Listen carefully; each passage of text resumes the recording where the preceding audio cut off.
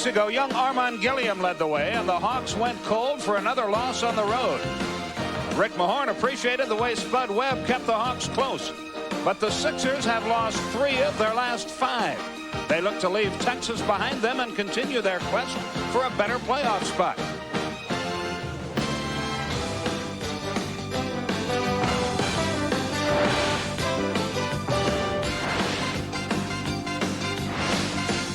Sunday, the Hawks were bullied out of their own friendly confines, losing their second straight since their record-breaking streak. Bob Weiss hopes he can pull the team together for the stretch drive. Atlanta looks to the veteran center to hold court in the post. And a speedy Spud Webb to keep the Hawks flying towards home court advantage in the playoff race.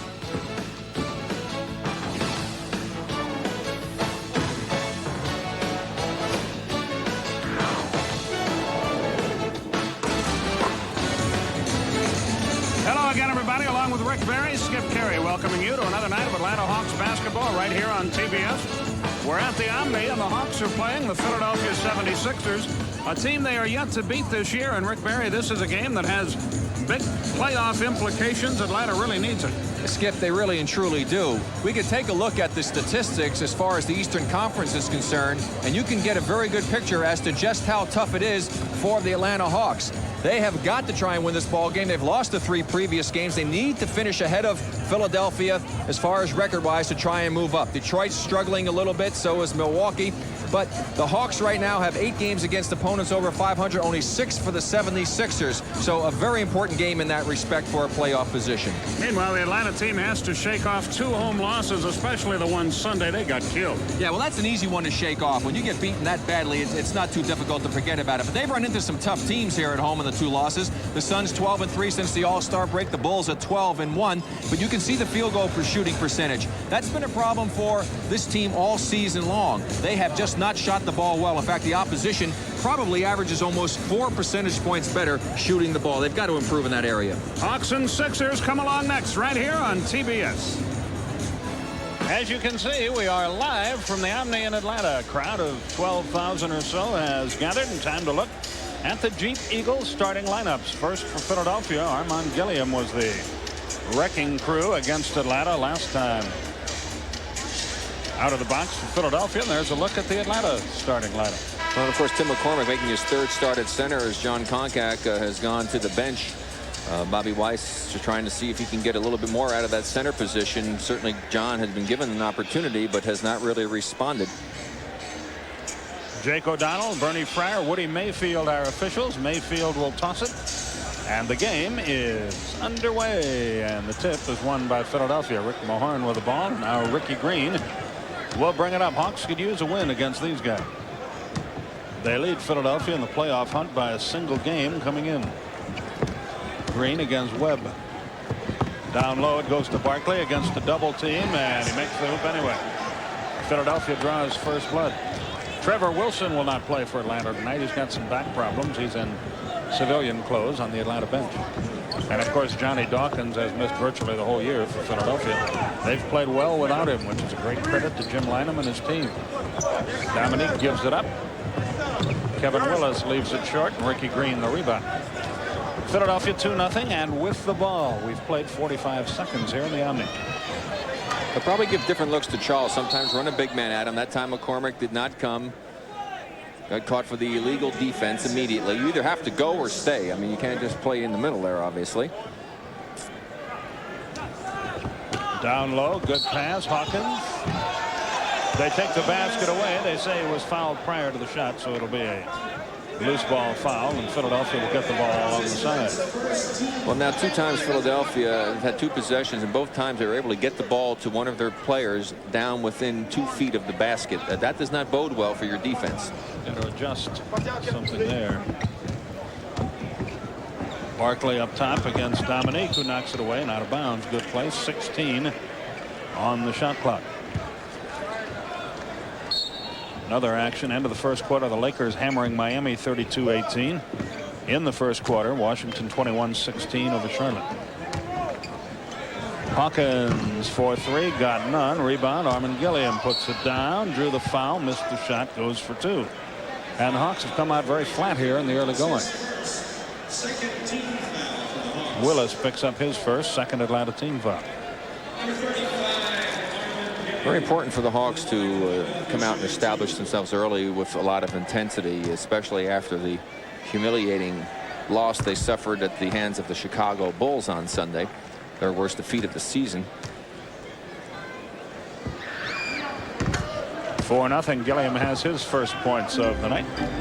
And the Hawks head the other way with 10:48 left in the first quarter. Barry and Carey with you from the Omni. Dominique Wilkins draws a double team. Up top, Tim McCormick to Webb. Spud into the lane, pulls up, dishes it off. Hawkins had an interception, missed it. Rivers shoots an air ball, and Willis missed an easy layup. Armin Gilliam, the next rebound, ahead to Ricky Green to Barkley. Let's say if Kevin Willis were a baseball player, he would not get the Golden Glove Award. Green up top. Down low, Rick Mahorn backs in, wheels, deals. No good, out of bounds. It will belong to Atlanta. Still 4-0. Hawks have gone 1:45 without scoring here at the outset of the game. You see Neek with that wrist taped heavily. He's had a problem with that right wrist, caused him some trouble in the latter parts of the game against Chicago. Up top, Tim McCormick against Gilliam. Into the corner it comes to Webb against Green. Good drive, lays it up, won't go. McCormick's rebound, good. Again, so the Hawks get on the board. And penetration did it. Spud penetrated. The big man had to go pick him up. That left McCormick with a free path. Ricky Green drills one, a two-point basket at 6-2. 9:40 left in the first quarter. Philadelphia shudders to think where they would be without the veteran Ricky Green. He has really helped them since Dawkins got hurt. Neek, good move. Yeah, you always panic when you lose a star player. You try to pick up a veteran and hope he can come through, and Ricky Green has done that, averaging double figures for them. 6-4 our score, 9:20 left in the quarter. They go to Barkley against Neek. There's the double team. Gilliam alone from 17, won't go. Rebound McCormick. Lead pass, Doc Rivers against Gilliam. Takes it strong. Gilliam blocked it. It's out of bounds, belongs to Atlanta. And Doc figured that he would fake him out and go reverse it underneath. But that time he should have shot the ball on the left side because Gilliam wasn't in position to get it. Now watch when he comes up. He actually traveled with the ball. Now he goes up. He could have laid it in lefty because Gilliam, see, is floating away from the basket. So Doc actually took it to the defender that time. Not a good choice. But Atlanta still has the ball with 8:58 left in the quarter. McCormick's turnaround rattles around and falls. Tim McCormick has 4 points and the game is tied at 6. Ricky Green up the floor on the right side, looks to Barkley, shoots the jumper instead and misses. Rebound, Sir Charles. Blocked by Wilkins, taken out of the air by Dominique. Wilkins heads up the floor for Atlanta. Dishes it off. Spud Webb. Good drive, has it stripped away, but a whistle and a foul. I think on Green. It is. His first loose ball foul. Atlanta gets it on the side. Good chance to watch Neek on his defense down the other end as Charles comes up with the rebound. Neek waits till he goes up many times. Charles was committed, and that's why he was able to make the move. Charles is already starting on his way down. Dominique at the head of the circle. Clears it to McCormick. Down low, good pass to Willis. Scoops it up, no good. Drew the foul. McCormick with a good pass. Willis with a good move, and he'll go to the foul line to shoot 2, and he can give the Hawks their first lead of the night with 8:16 remaining in the first quarter. Well, this is what McCormick was, or at least Bobby Weiss was hoping McCormick would do. Would come in, be a little active, score a couple of hoops down inside, give them a little bit of offense, because that's something that was really lacking from John Koncak. Play hold it for a moment. Hawks needed an extra rebounder, and Dominique Wilkins fulfills that role as Willis goes to the foul line. Interesting to see if Charles Barkley has a good game here. 3 of the last 4 ball games he's not played well. 3 of them have been against good competition, and he only had 1 good game against the Dallas Mavericks, and it's unusual for Charles to play that poorly for that long a period of time. Speaking of Dallas, that's where the Hawks go next. Friday night they'll be there. The game will be televised locally on WGNX TV at 8:30 Eastern time, and we'll be with you Saturday night at 9:30 Eastern time from Phoenix.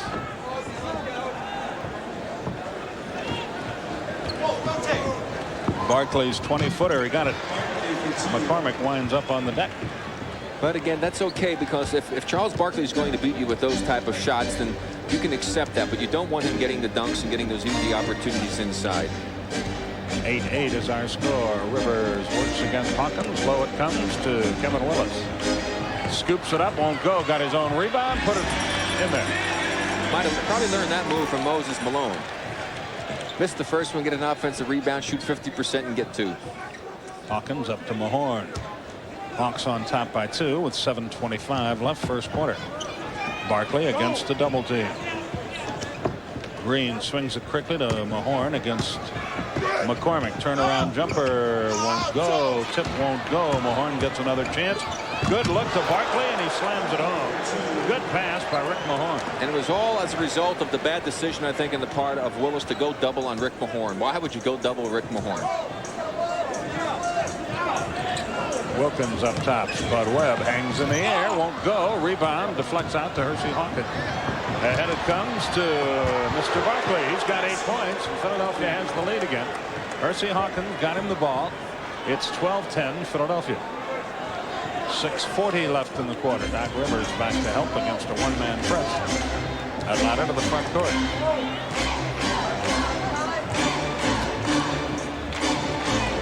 McCormick's cross-court pass to Spud Webb. Blocked away by Green, recovered by Hawkins. There's Barkley again. He fumbles it. It goes out of bounds and still belongs to Philadelphia, and timeout will be called here. And they just can't allow this type of play to happen. McCormick tried to battle in there, although he had to help out because there was a double team. Barkley gets it back. He throws it through. He's had 3 easy ones like that. Barkley and his inconsistent play recently is exactly what he has done, only that 33-point effort against the Mavs, shooting 71%. The rest of them very, very inferior efforts for Charles Barkley. Play about to resume here. Ricky Green with the inbounds pass from the head of the circle. Bingo.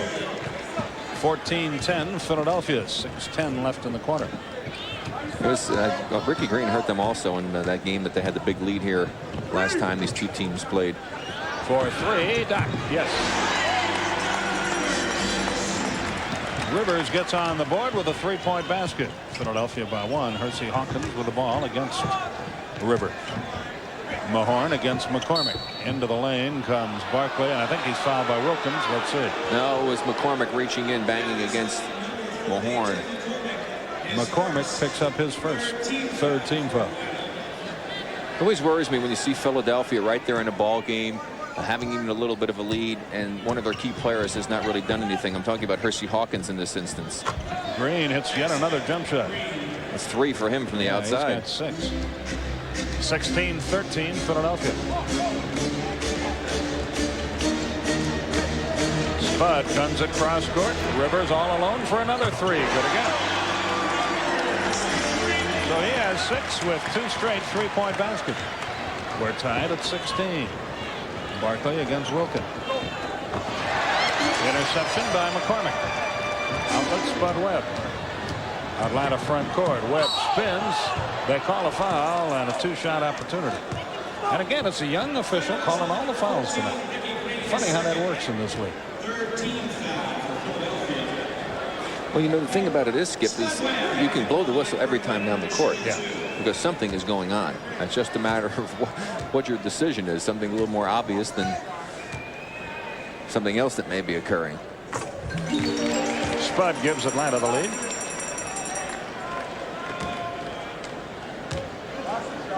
Lakers now by 8. Bernard King not playing tonight. He's got back spasms. Yeah, Harvey Grant's out also. 5:08 remaining in the quarter. Atlanta on top by 2. Ricky Green up the floor. Neither team has made a substitution to this point. Rivers doing a good job denying Hawkins the ball. He shoots on the run and misses, and Willis the rebound. Very flat shot. He forced that baby. Webb on a drive. Hangs in the air. That won't go. McCormick, they'll take that away. Pushed off. McCormick called for his 2nd foul.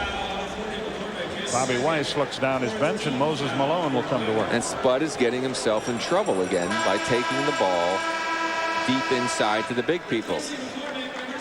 You see how he had to go ahead and get away with that one? I tell you what, that's a good acting job by Mahorn, because McCormick, I mean, barely had an arm on his back, but once he felt it and realized he was going to miss it, he just lunged forward. That's the experience of Mahorn right there, doing a good acting job. Hawkins on the left wing looks to Mahorn now against Moses Malone. He backs him in. He shoots the jumper. It's good. Well, I guess Willis is going to keep coming over the double until he does something real good, because had that shot missed, his man probably would have the offensive rebound. 18-18 is our score. Spud Webb in the left corner. Into the lane he goes and out of it. Fumbles, gets it back. Rivers up top against Hawkins. Hangs in the air and that was deep. They give him the tip. Could have been basket interference, perhaps a break for Atlanta. Mahorn against Malone again. This time he fades and fires and left it short. Gilliam with the offensive rebound in the basket. And not to beat a dead horse, but guess who didn't screen Gilliam off? 20-20 is our score. Kevin Willis. Rivers hangs in the air. That won't go. Mahorn the rebound. Outlet stolen by Moses Malone. All alone, he shoots the jumper. Bingo. Well, Mo figured that. He says, hey, you guys haven't thrown the ball to me down inside. I guess I better get it myself. Nobody plays Barkley, and a slam dunk. That was a gift. It's 22 all with 3:18 left in the quarter. Yeah, there's no excuse for that. That's just not good court awareness to realize that there was a man on the opposing team all by himself. John Koncak about to check into the Atlanta lineup. Wilkins from way outside won't go over the backboard, goes to Philly. Chance to watch that play by Moses Malone. Mahorn goes to throw. Moses was watching, was able to get a hand on it, come up with it, and drop into a little jump shot. Andre Turner into the game. John Koncak into the game. Ricky Green goes out. Kevin Willis goes out. 2:58 left in the first quarter. Gilliam works against Koncak. Goes baseline, is checked, double teamed, and in a mess. Finds Turner, who shoots and misses. Rebound Wilkins, outlet Webb. As Andre Turner out of Memphis State in his 6th year. Pretty good little player. Koncak up top. Finds Rivers, almost stolen by Hawkins.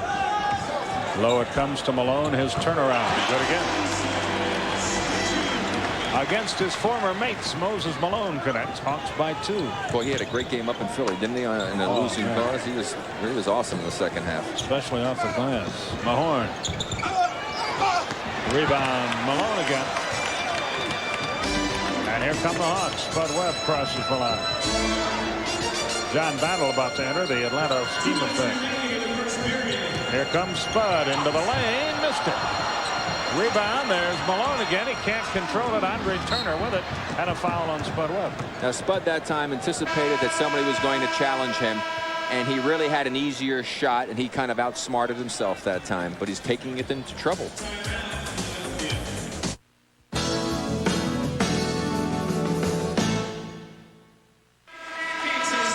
Bob Neal, Jack Givens will have that one for you on TNT and NBA Extra. That's tomorrow night, 9 o'clock Eastern time. And then we'll be back with you on TBS Saturday night at 9:35 when the Hawks and Suns get together. And a week from tonight, the Celtics invade the Omni to take on the Hawks. And we'll have that one for you as well. I wonder if Bob Neal and Jack Givens are going to hit the slopes up there at Park City or someplace. You think so? I don't know.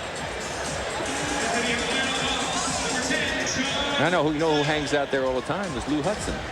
Oh, yeah? Yeah, he's up there quite a bit. That's, in fact, actually, I think he lives there. I'm not sure. Turner to the foul line to shoot a couple. 1:51 left in our first quarter. We talk about shooters right nowadays. There was a guy that could shoot it, huh? Who, Lewis? Sweet Man. Lou.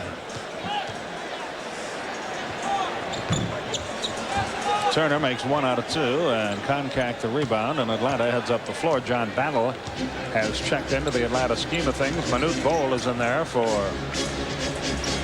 Philadelphia. Malone on the baseline draws a double team, hammers it low. Koncak can't control it, and he hears the boo bar birds. They're all over him here. That big contract, and he has struggled throughout the year. Turner to the front court. Barkley dribbling around up top against Koncak. 12 on the shot clock. Cross court pass, knocked loose. Cadillac Anderson off to Barkley. He can't control the pass, and it goes back to the level. Ron Anderson, 6'7", out of Fresno State in his 7th year.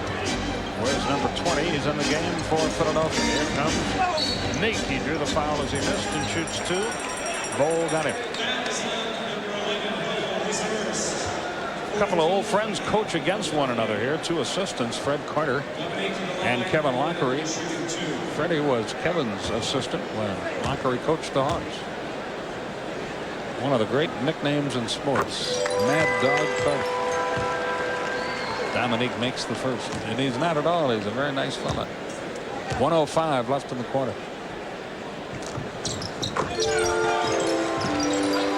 You didn't play against him, right? No, I hear it was tough when he played, but he's a good guy off the court. 26-23, Atlanta on top. It's the Hawks' biggest lead of the night. I mean, it's nothing to write home about. Foul on Koncak, little late whistle. Barkley will be at the foul line.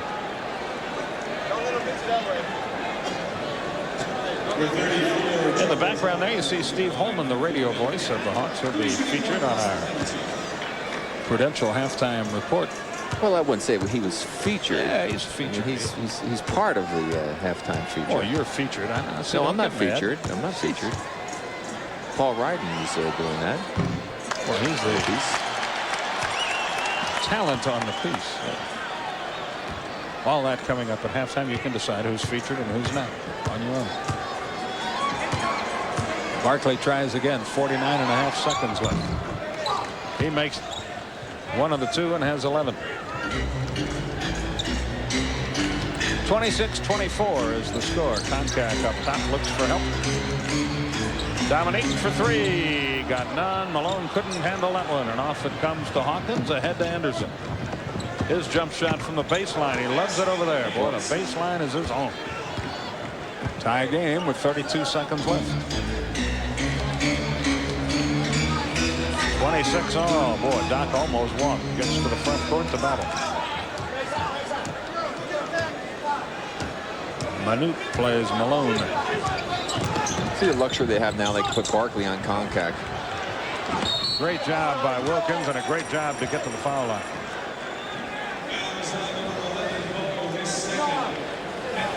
Well, off that miss by Dominique, they just get the good lead pass out to Anderson. He pulls up, as Skip said, he just loves to shoot from the baselines, which is probably the toughest shot in the game, but not for Anderson.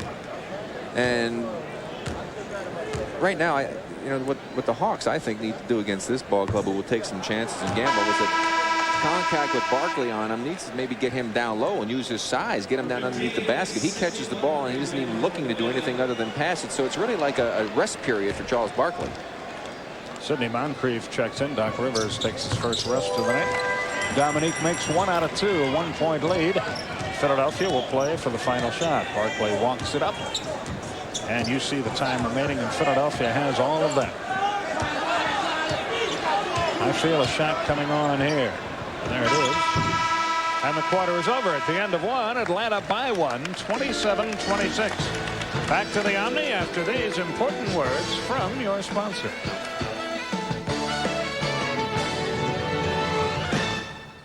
Well, we've said at the top of the telecast, the Hawks have not been shooting the ball well. It continues, 38% to 50 for the Sixers. So they're lucky to be in this position. Foul will be called on Hawkins as the Hawks try to big man give and go. And Koncak. A couple of three-pointers by Doc Rivers helped the cause to give them that 1-point lead, but you can't shoot that percentage and let a team shoot 50% and expect to win a ball game, even at home. Atlanta will inbound on the side. In it comes to Moses. His jump shot. Good again. He's hit 3 of them. Andre Turner heads the other way. Atlanta builds the 3-point lead back, 29-26. When Philadelphia goes on offense with Manute Bol in the game, they attack 4 on 5. Really, his offense is only an occasional offensive rebound. Hawkins gives it up. Turner takes a terrible shot. The 24 seconds expires. See what Jake O'Donnell calls. He says the ball went out of bounds first, and Philadelphia will get the ball. A new 24 has been put on the clock. Let's see if that's up to snuff. Apparently so.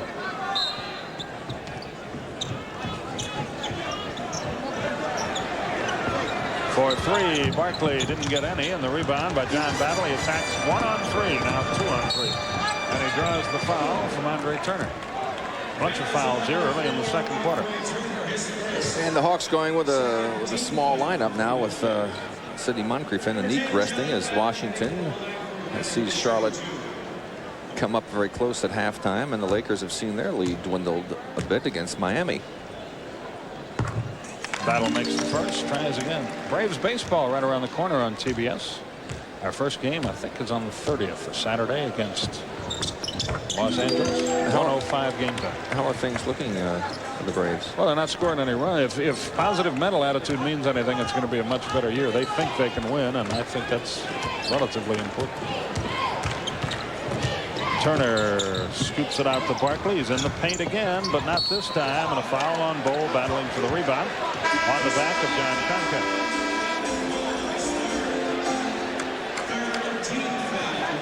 Bowl hands out a rip to Woody Mayfield, who has called his 93rd foul of the night. Here comes Bowl over the back, making some contact with Concat.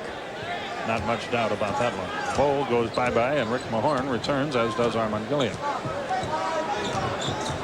Battle spins away using a Concat pick. But now he's double-teamed and in a mess, and finds Doc Rivers, who fires for three again. Not this time. Rebound, Gilliam.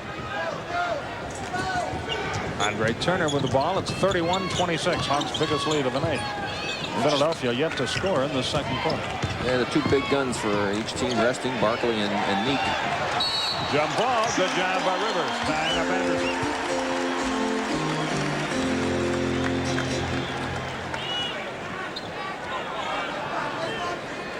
It's just a good play by Doc as he's able to come in with some good help from Concat. Finally was able to get his hand on the ball. I don't know whether or not he had it long enough to be a jump ball. Anderson firing, drills it. That's a two-point hoop. It took him a minute 20 seconds to get on the board in the second quarter. Doc to the front door.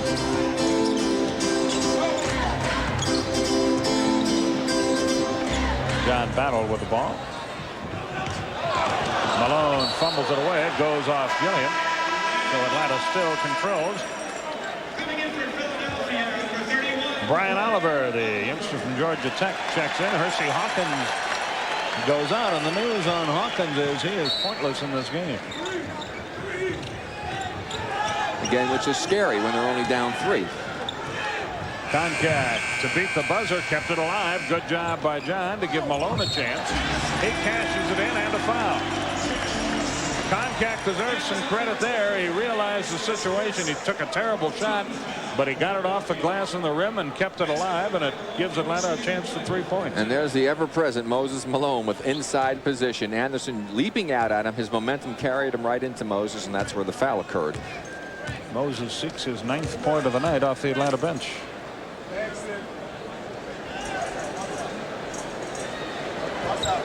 He has it. Hawks' biggest lead is now 6, 34-28.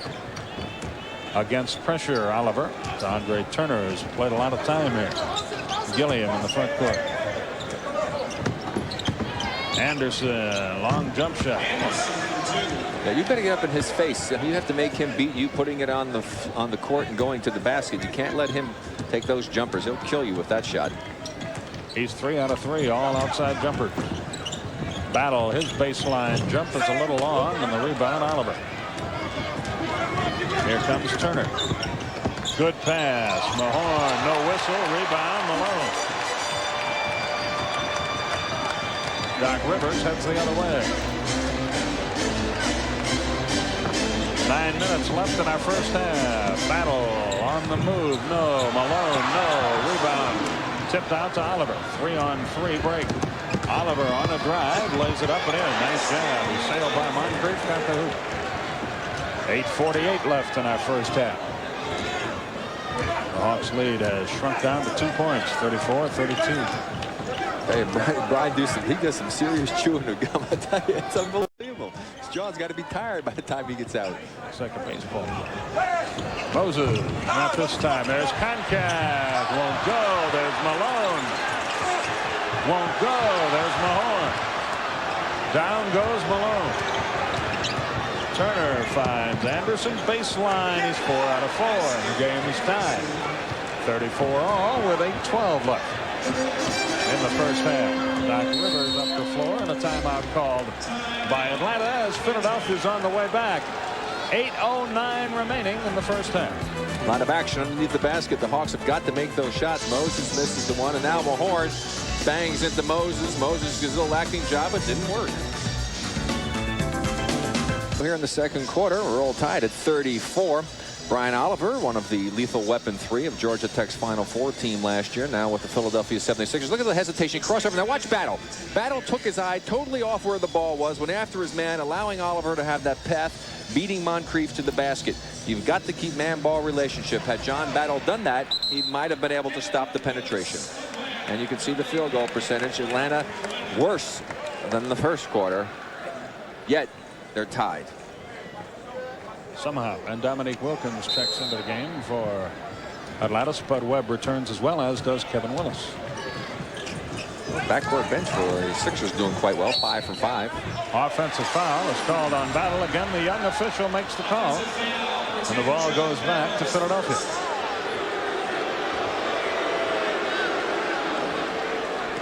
Battle not overly enchanted with that particular call. Andre Turner brings it up. Anderson posts up against Moncrief. Oliver thought about a 3, takes a 2, gets a none, and the rebound Wilkins.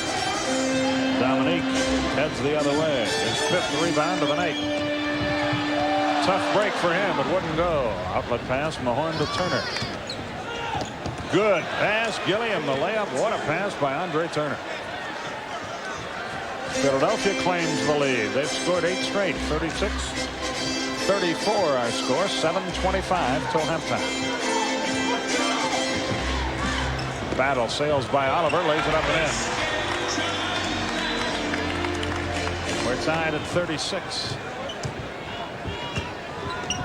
Gilliam turnaround over Wilkins, won't go. Rebound Willis, good job. Outlet pass Webb.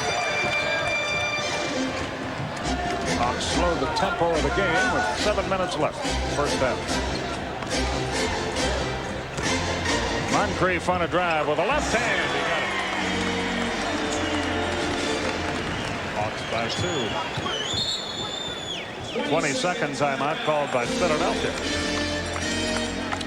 Well, Philly taking advantage of the Hawks' inability to put those easy shots down underneath. Nika missed that little drive in that time, and here comes Philly. Now watch Turner as he's able to just get the streaking. Gilliam, who was able to get behind Kevin Willis, and I know Bobby Weiss was not happy with Willis saying run, get down the court. He just didn't feel that he hustled enough. That was enabling that basket. Here Moncrief is just able to get Anderson frozen, makes a nice drive using the left hand, and Hawks need more shots like that.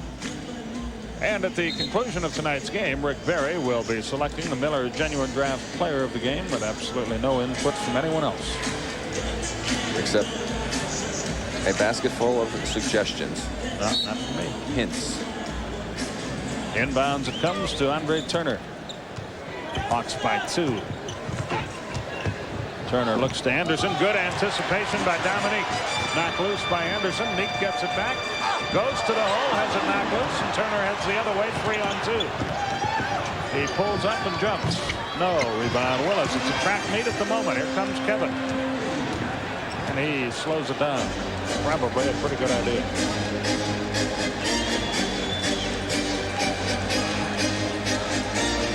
Wilkins against Anderson, draws a double team. Good look to Battle, banks it up. Won't go. Dominique won't go. Willis tips it in.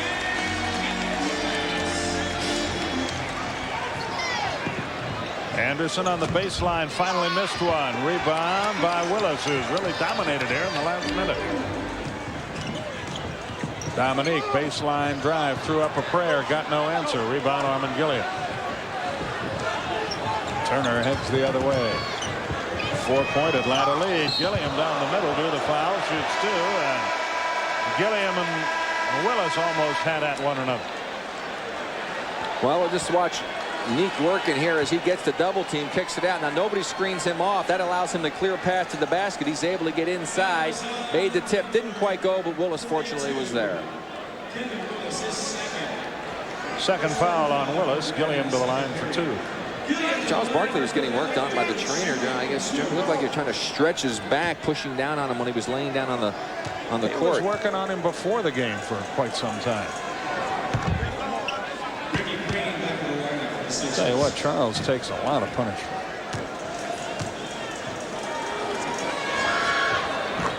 Two-point game, 40-38. Gilliam now with 8 points.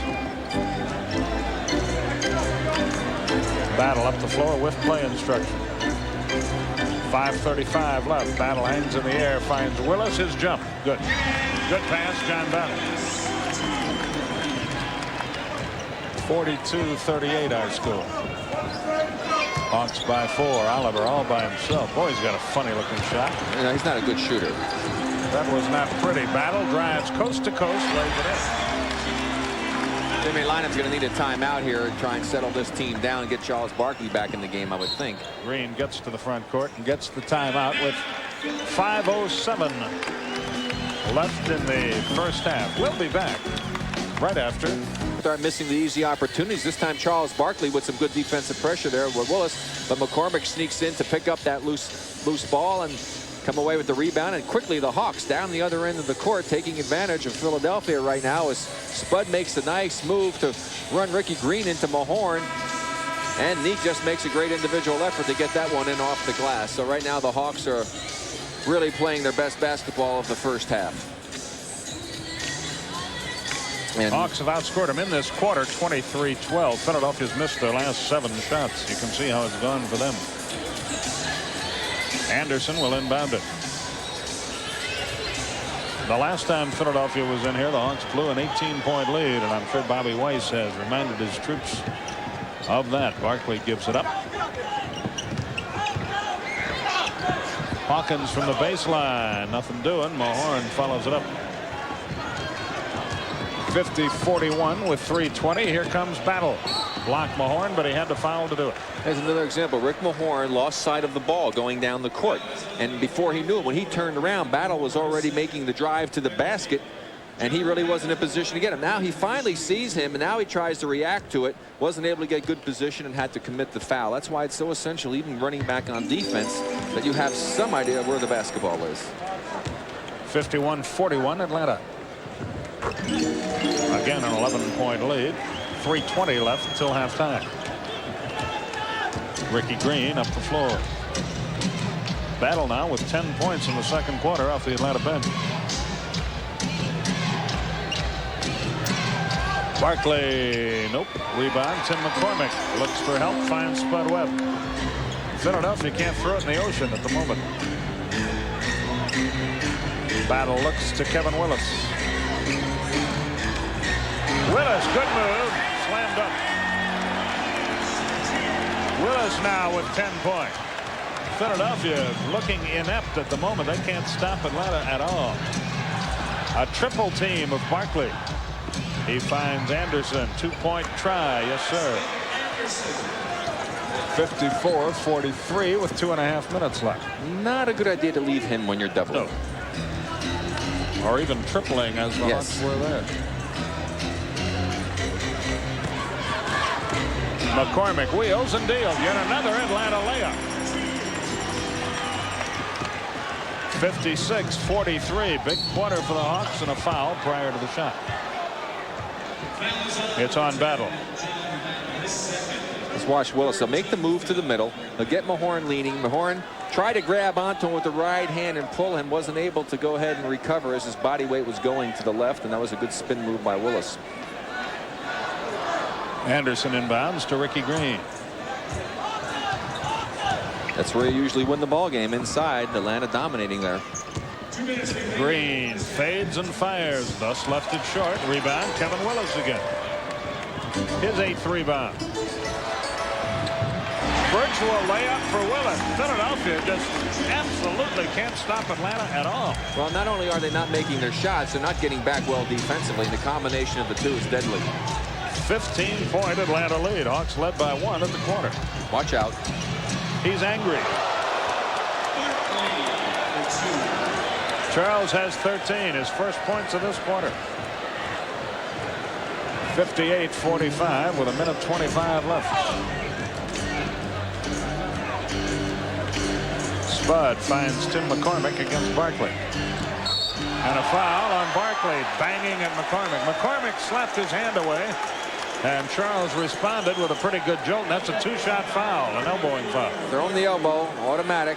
Watch Charles. McCormick knocks it away, and then Charles gives him the forearm.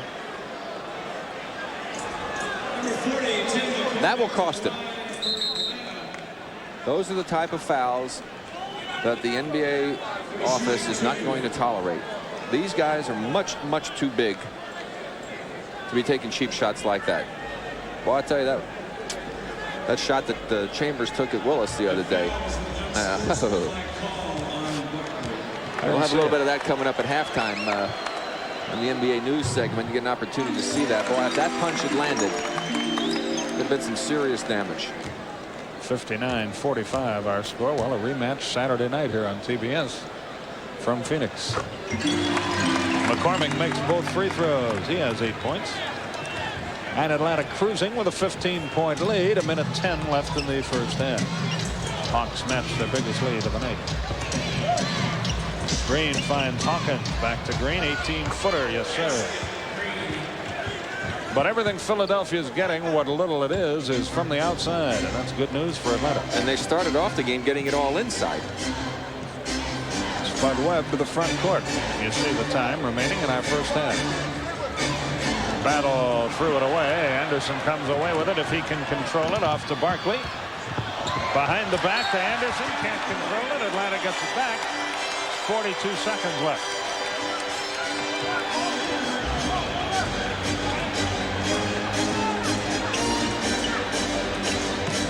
McCormick stops, finds Willis. He spins almost while he did walk. Now, even if he didn't walk, they were going to call out because it looked like he did. It just didn't look very pretty. It certainly did.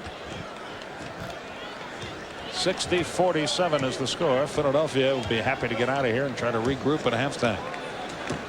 They have 12 on the shot clock. You see the time remaining in the first half. 4 on the shot clock. Hawkins. Finally. His first point. Now McCormick and Mahorn have words. And it comes to Dominique. Bang. No whistle. Good if it goes. No. Half is over. We're at halftime in the Omni. Big second quarter for the Hawks. They walk out with an 11-point halftime lead. We'll be back after this.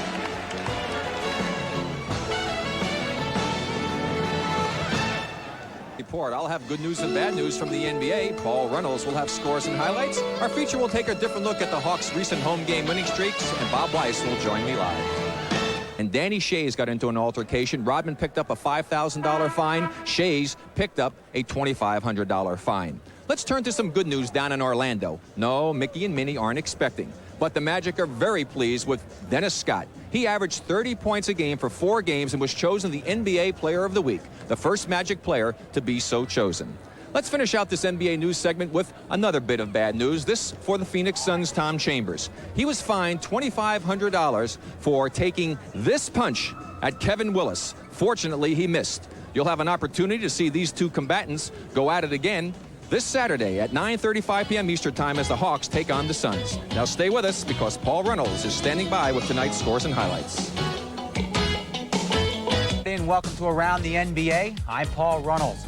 Taking a look at other action around the league tonight in Miami, the Lakers and Heat. Mike Dunleavy's club on a modest 2-game winning streak. Magic Johnson with the no-look dish to Vlade Divac, who gets hammered by Willie Burton. Vlade wondering what truck hit him there. In the second, Magic takes it himself. He goes coast to coast, up and over Billy Thompson of the Heat. Lakers by 5 at that point. They lead it now in the third, 62-59 in the third quarter. In Charlotte, the Bullets and Hornets. Washington playing without Bernard King, sitting out this one with a strained lower back. The Hornets running without Rex Chapman because of a hyperextended knee. Bullets on the break. Haywood Workman feeds Purvis Ellison for the slam. Bullets up by 5 at that point as Gene Littles wants his club to move, and they do. Mike Jaminski with the jump hook ties it at 41 in the second. Right now, Charlotte leads it in the third, 69-65. The Bullets really struggling, losers of those 9 straight and 15 of their last 17. In Chicago, the Bulls have a 7-game lead over the Pistons in the Central Division. They lead the T-Wolves in the second. In Houston, it's Seattle over the Rockets, both teams in the thick of the playoff race out west. The Hawks lead the Sixers at the half. We'll be back to the Omni right after this. And last week, the 22 home game winning streak of the Atlanta Hawks came to an abrupt end. Well, Paul Ryland, with his unique sense of humor, takes a unique approach to that winning streak. Here's Humphreys. December 7th, 1990, a day that will live in infamy. Pass to Robertson in the corner. Roberts, the game is over. They never got a shot. It was the buzzer beater that didn't beat the buzzer, but did beat the Hawks. Until last Thursday, it was the last time the Hawks had lost a game at the Omni, and that was 25 home games ago. Yes, a lot's happened since then. Oh, we could bore you with stats. For instance, the Hawks outscored their opponents by an average of 116 to 104 and won 2/3 of all their games during the streak. Hey, you're boring us. Sorry. You see, stats like that just don't do the streak justice. In the minds of Hawks fans, well, it's as if the streak had always been there. It had become part of the culture. They were comfortable with it. Yeah, they was great back in 1990, 91. Old Dominique scored 105 points. 105 points? 105, one night. Okay, boys and girls, if you would just open your history books, we will study the great streak of 1990 and 91. Hawks will be back at the Omni again tomorrow night when they'll take on the Philadelphia 76ers. As they... Steve Holman was voice of the Hawks during that exciting period of history. Probably the one thing that stands out in my mind is the night that our public address announcer was absent. He had a bad throat, and they brought in a substitute guy. And we had a woman to sing the national anthem from Augusta, Georgia, who was Miss Augusta, and she had come in with several busloads of her church group. And the substitute public address announcer introduced her as our national anthem now with Miss August. And the crowd just went, oh. Dominique Steele. Hello. The streak lasted twice as long as America's last war. Dominique Wilkins was named Player of the Month in February, barely edging out General Norman Schwarzkopf for the honor. Technology moved ahead in leaps and bounds, and the streak played an important role. It's all over, and the Hawks win! The Hawks win! Now, to put things in perspective, while the Hawks were winning 22 straight at home, they were trudging along at a 6-14 clip on the road. Thanks to their failures away from the Omni and their dreadful start, the Hawks still find themselves scrapping for home court advantage in the playoffs. Leave it to the media to find something negative. Yes, it had been a great run. But now, greater challenges lie ahead. The playoffs, for instance. And in the words of our president, now, the challenge is to reach higher. In other words, let's run one again. Yeah, and I'm sure that this gentleman right here would like to see another 22-game home winning streak going on. In fact, maybe on the road, too. Bobby, what about the changes you've made as far as the starting lineup, bringing McCormick in for Concacaf? Well, I'm actually trying to do two things. I'm trying to get a little more life in John, a little more aggression with him. He does a great job defensively, but just doesn't give us enough numbers rebounding or in points. And on the other side of it, I'm looking to see what Tim McCormick can do in that position, and he's been doing pretty well. Well, we'll take a look at him here. Here he is getting a nice rebound, kicking it out. He had 8 points to go along with 4 rebounds, so a good job in that department. What about the strategy as far as the game plan goes? You wanted to go and do some doubling down. You had a lot of success with Hersey Hawkins. Well, we've had success with him. Ron Anderson is really shooting the lights out from the outside. But, you know, when they're making those long jump shots, you're thinking, we're just getting killed. But then when you look at the stat sheet, it's still only 44%. So we'll stay pretty much with what we've been doing. We just got to rotate and make sure we cover up the guy that's hot. What did you say to the guys at the beginning of the ball game? Philly got inside at will, and they were right in the ball game with you. Then all of a sudden it seemed like you were able to shut them down. What changes did you make? Well, mainly just jumping on some people. I thought we were allowing people to get inside too much, and we were not getting back defensively. We were not running, and so we just had to shake up the troops a little bit that way. Well, let's hope it keeps working in the second half. Thanks for stopping by, Bobby. Okay, Skip. Oh, actually, we'll come back to Skip in just a moment. We're going to take a break right now, and stay with us. The Prudential Halftime Report has been brought to you by the Prudential, where we won't let you get it until you've got it.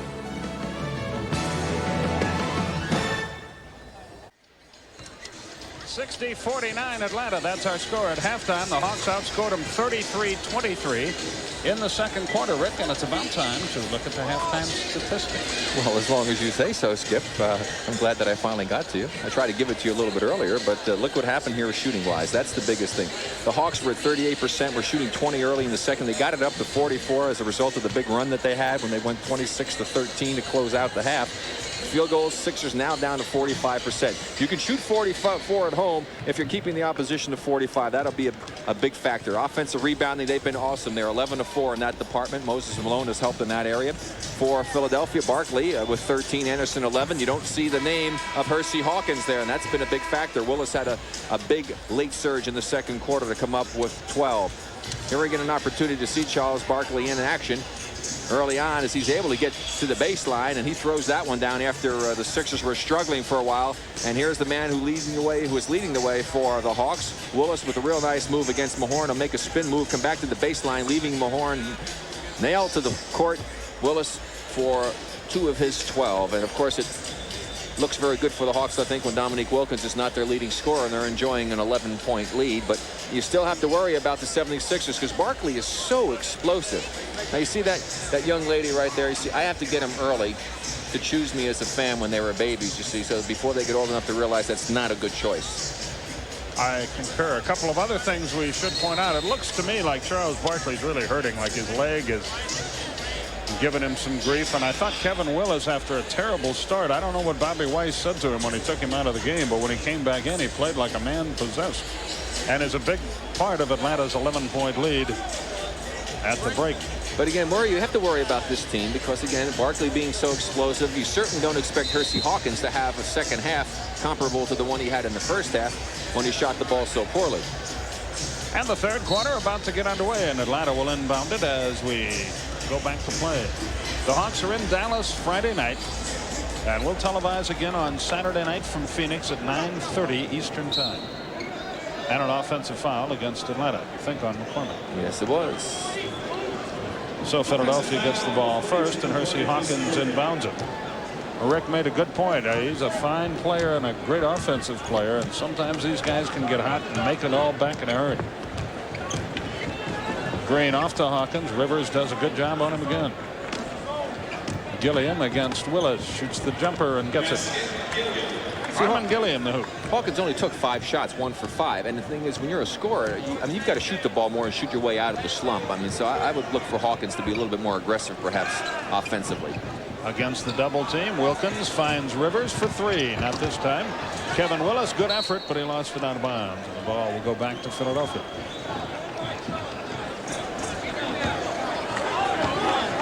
11:10 remaining in the third quarter.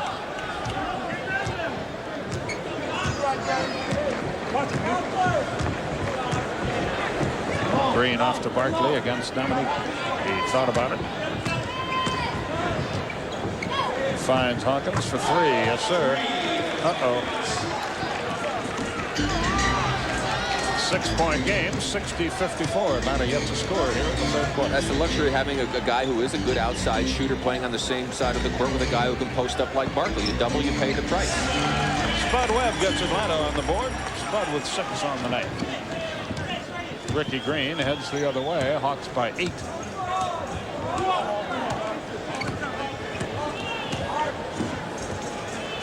Hawkins against Rivers. Down low, Mahorn. Yes. Rick Mahorn gets the hoop. He has 6.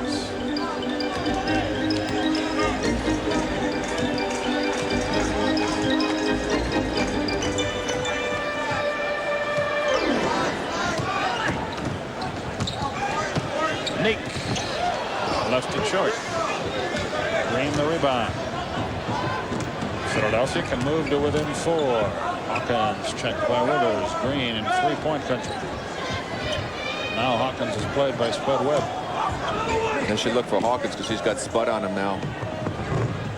But I guess if he can hit that shot, that's just as good. They're red hot as the third quarter gets underway, and it's a 4-point game. It was an 11-point Atlanta lead just 2.5 minutes ago. Well, if the Hawks don't score here and the Philly goes down and scores, I'm sure Bobby will call a timeout very quickly. McCormick against Gilliam. Wheels deal. Nice shot. Gilliam played good defense on him, but McCormick made it nonetheless. That's the difference between he and Koncak. McCormick has some offense down low. Green up top. Barkley with it now. 5 on the shot clock. Barkley. Rebound. McCormick. Outlet. Spud Webb. He sails by Barkley. Into the corner. Wilkins. Baseline jump. Yes. Barkley never got there, and timeout called by Jim Lynam. Timeout on the floor. 8:48 left. Hawks by 8. From Phoenix when Chambers, he missed. And Willis will hook up again. This is the game-winning shot that ended the Hawks' 22-game home winning streak. All right, Chambers. We'll have it for you at 9:35 Eastern Time right here on CBS. 66-58 is our score. Hawkins leaves it for Mahorn over McCormick. Won't go. Rebound. Willis from Wilkins. Atlanta heads the other way. Spud Webb in no hurry to the front court. 8:30 left, third quarter. Dominique against Barkley. This is Tim McCormick. Great pass. Easy layup. Wilkins beat Barkley. He's had a fine game in his starting role in 16 minutes of time. 10 points, 5 rebounds, no turnovers, and assists. Hawkins, that's a 2-point basket. His foot was on the line. He has 6, or rather 7 in the game. Spud Webb heads the other way. Anderson about to get back in. Hawks by 8. Less than 8 minutes left, third quarter. Against the double team, Wilkins clears it to Spud. 4-3, got none. Mahorn the rebound. Green heads the other way. Percy Hawkins with the ball up top. Drops it to Mahorn. He looks to Barkley, can't get him the ball. Green with it from 19. Won't go. There's Kevin Willis again. 10 rebounds for Willis in the contest. See, that's the thing that makes it frustrating for Bob Weiss, is that the Willis to play the way he's played in these few minutes, why can't he do it on a more regular basis? McCormick, not this time. Rebound Mahorn. Ricky Green to Hawkins. Webb slaps at it, can't get it. Mahorn tried to set a pick. Rivers fought through it. Hawkins to the hole, drew the foul, shoots 2. Well, watch the little give and go. 2 trips back down the court. Quick cut. See, Barkley lost sight of the ball, and you can look very bad when that happens, as you saw on that replay. The ball just whizzed by his ear. He had no idea it was coming until it was too late. Barkley out of the game again. I think he's hurt. He's certainly struggling. There's no doubt about that. He got off to a good start in this game. Hawkins makes the first. Hawkins has heated up, but not so much tonight. But a long way to go, and that's 9 points for him. Well, as cold as he was, he only, as I said, took 5 shots, 1 for 5. He's knocked a couple of them in. One more shot. If he makes the next shot he takes, he's back to 50%. Willis up top to McCormick away from the hoop against Gilliam. Webb, his jump shot, high arc, yes.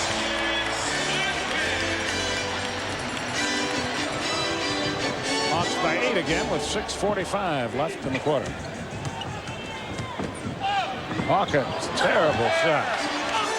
He screams foul, but he was way off balance when he took that baby.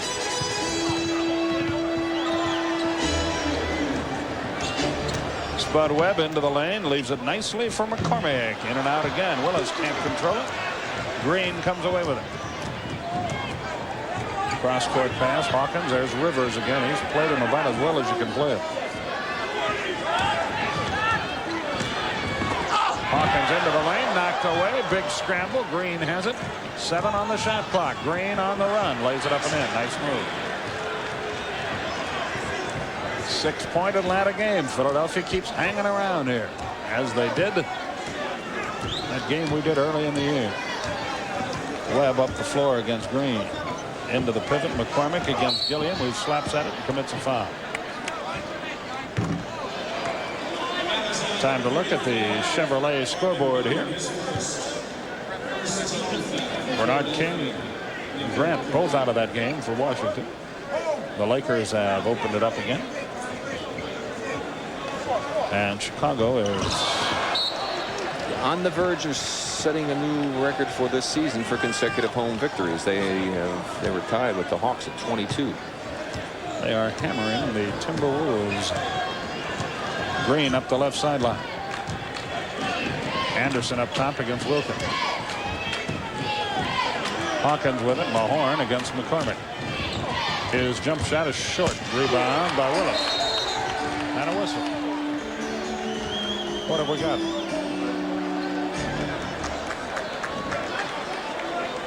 He's calling a two-shot foul on an elbow on the part of Willis. Watch him when he goes up. He gets him. He gives him. He just. I mean, he knew the guy was away from him going away. I mean, there was no way that. But the fact of the matter is that he was showing off or hot dogging it there. Jake O'Donnell wasn't going to stand for it and said, hey, we don't need any of that. Hawkins makes the first. Reaches double fingers. He did throw the elbow. I think you'll see it here. Oh, yeah, no question. On even the first replay, we could see it. He gets the rebound. He's just trying to show him. Really just went straight up and down. It really didn't go anywhere. I tell you, that from that angle, it doesn't look anywhere near as intimidating. I mean, it was just something that went straight up and down. It didn't really go towards the opposition at all. Hawks by 5 and with the ball. Wilkins up top. McCormick against Gilliam in the pivot. Gilliam slaps at it. Can't get it. McCormick wheels. Can't deal. That won't go, and Philadelphia has it again. They can close to within 3. Moses Malone will come to work. Mahorn against Willis. Down low, foul Webb, preventing the Anderson basket. And a two-shot opportunity for Philadelphia, and they're right back in the game. Second team foul for Atlanta. Number 2, Moses Malone, and for the Hawks replacing. Malone gets McCormick, who gets a well-deserved hand as he goes out.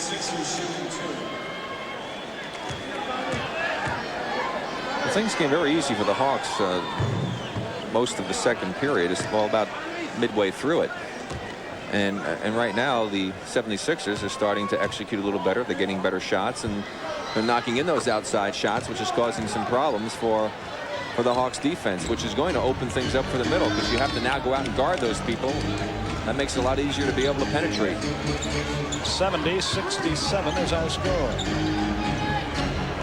Green almost stole that one. Wilkins against Anderson. Blocked. Anderson.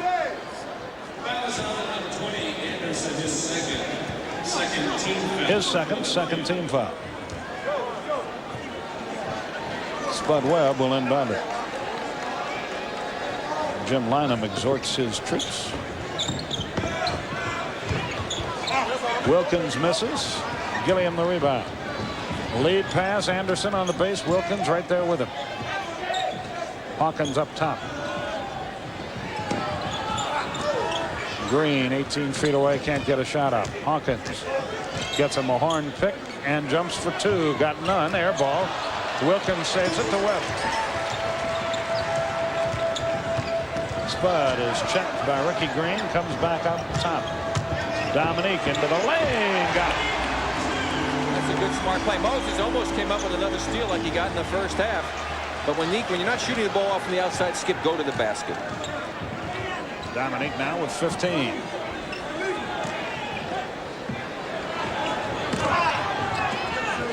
Green. He can still shoot it. Barkley and Battle about to check into the game. 3:35 remaining in the third quarter.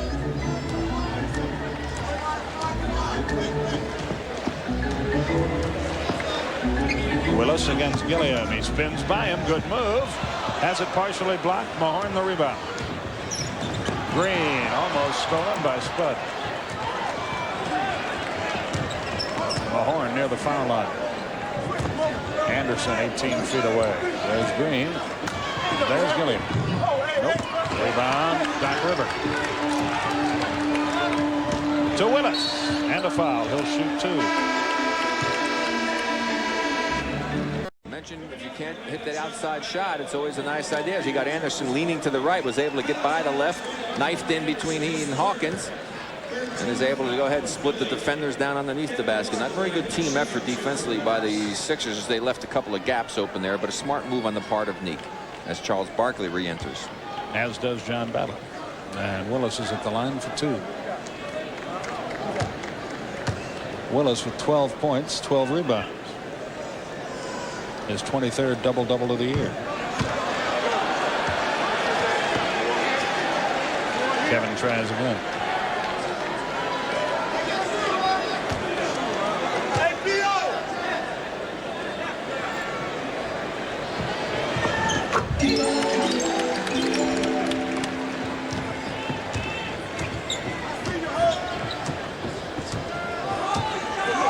(73-69), 2:52 left in the quarter. Hawkins, Mahorn. Well, we just say it so often, penetration by any player will create a problem for you defensively because the big guys must go help out. That's where you're vulnerable to offensive rebounds. Spud hangs in the air. Heck of a shot. I didn't think he had a chance for that one. Hawks by 4 with 2:23. Green with play instructions to Mahorn to Hawkins. Sidney Moncrief about to come back to work as Anderson drills another one, a 2-point basket. Boy, he is some outside shooter. 75-73. As you see, we're approaching the 2-minute warning in quarter number 3. Willis slam dunks it as he's spun by Barkley.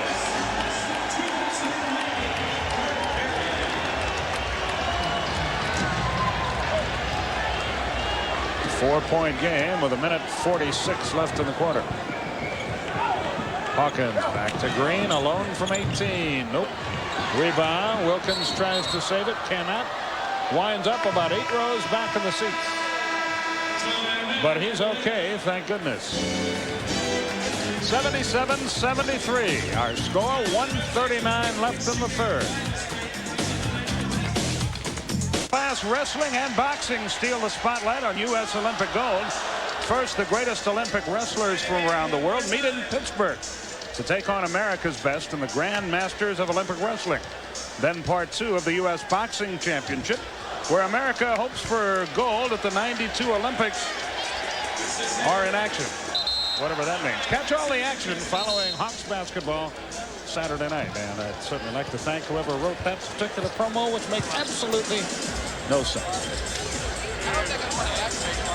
1:39 remaining in the third quarter. Hawks on top, 77-73.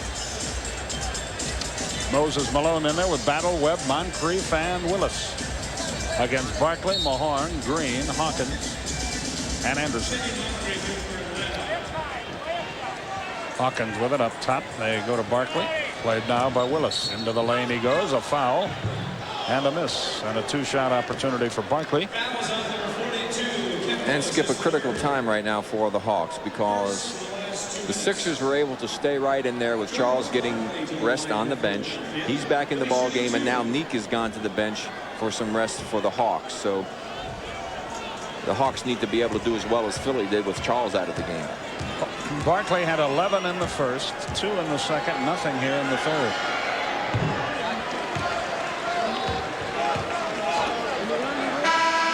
He's hurting a little bit. Manute Bol checks in. Mahorn goes out. That may, if things go like they did in Philadelphia the other night, work well for the Hawks. For Moses Malone buried him. Barkley makes 1 out of 2, and Malone the rebound. 1:24 left in our third quarter.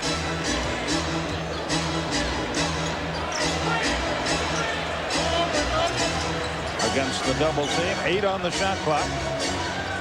Webb finds Willis, and his long jump shot is too long. Malone missed the tip, and there's Bol.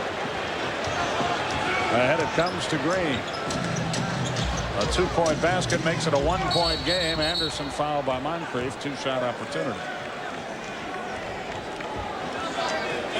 So Philadelphia down by 15 in the second quarter. And now close to within 1. Well, a smart move on Anderson's part. He has a height advantage over Sidney Moncrief, and he was able to establish good position inside, and his teammate did a good job of getting the ball down inside to him. And that's the way the game kind of started out, where Philly was going inside early and hung tough, and then they weren't able to do that and started going outside and missed their shots. That's when the Hawks made their run. But things have turned around for Philly since they came out shooting the ball well to start this third period. 1-point game. Just under a minute left in quarter number 3. Hawks led by 11 at halftime. Moncrief up top. Webb with it now. Barkley tried for a steal, didn't get it. And is fortunate he wasn't called for a foul. Knocked away out of bounds. Still belongs to Atlanta. 5 on the shot clock. 40 seconds left in the quarter. Very important for John Battle to create some offense. He needs to try and get open, hit a few shots, especially with Dominique and Doc Rivers on the bench resting. Moncrief will inbound it. Battle with it. 3 on the timer. His desperation shot no good. Anderson the rebound. And now Philadelphia can take the lead. You see the time remaining in quarter number 3. Hawks are really flattened out again. 8 on the shot clock. 5, 4, 3. Green, terrible shot. Malone the rebound. Atlanta can play and will play for the final shot of the quarter.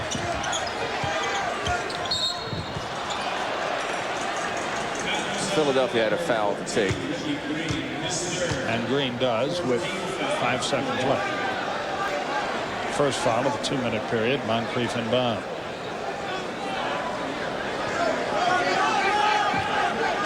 Hawks trying to get Doc Rivers in the game, and they do. Willis will go out. They don't need any rebounding now with only 5 seconds left in the quarter.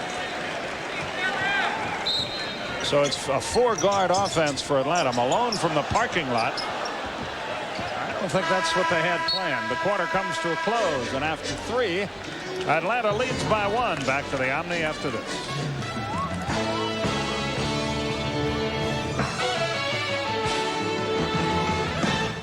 Well, it's time for the infamous game summary. We can see that Kevin Willis is having a terrific game. 15 points, 12 rebounds. 5 Hawks are in double figures. That bodes well for them. Anderson has been a big factor for Philly with 17 bench plays, but that is hard to believe. Charles Barkley has only 1 rebound.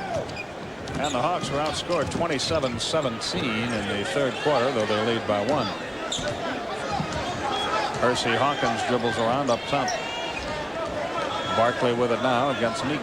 Shoots his jump shot way short. Rebound Malone.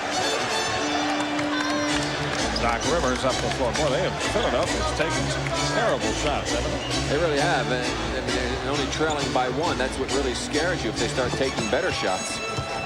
Moncrief leaves it for Neek. 8 on the shot clock. Cross-court battle finds an open Sidney Moncrief over Bowles. Bingo.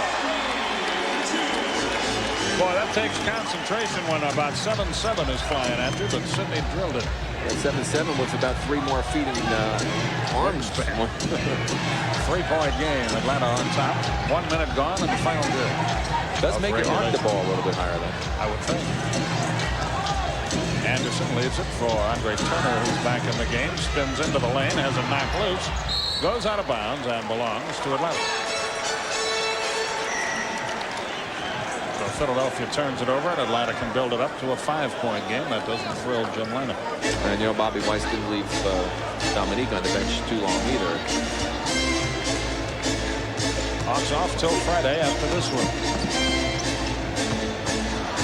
Knocked loose by Hersey Hawkins. He made the play. Turner at the other end to Barkley, and a foul on Rivers, who took the foul. Barkley to the line to shoot 2.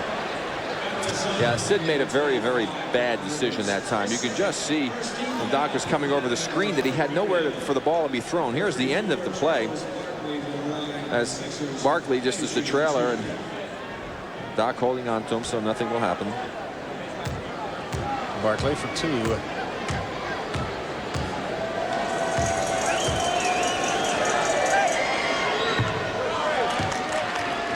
79-77 is our score.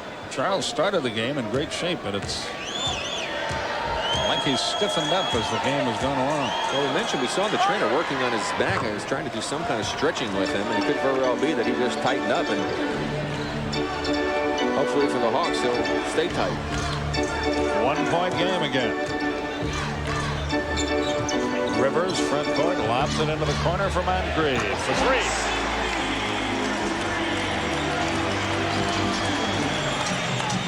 Turner front court to Hawkins. 82-78 for two. Anderson banged it up too hard, but Barkley the rebound. His second of the night. Into the lane he goes. Up he goes. Blocked away, out of bounds. Philadelphia's ball.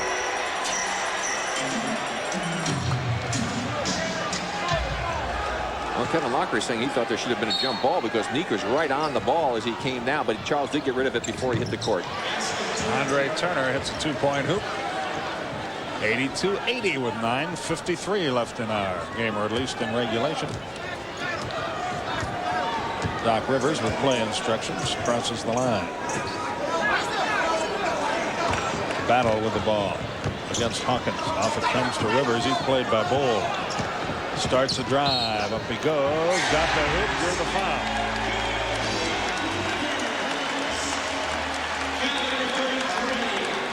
I'd like to see Doc doing that a little bit more frequently. He sometimes lets himself get taken out of the offense. He just challenges the big man.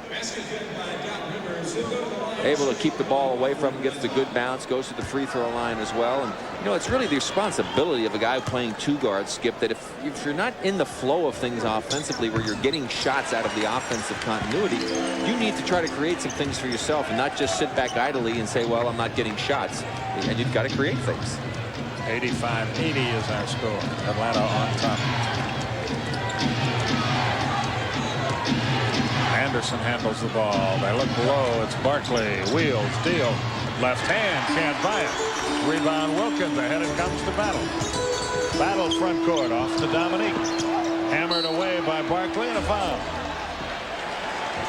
Charles still upset about the foul not being called down the other end. Still talking to the official about it. Among the things he said was, will you please call a foul, Jake? Yeah. There you see that behind the back pass. I watched Charles with the tomahawk down. Armin Gilliam returns. Percy Hawkins goes up.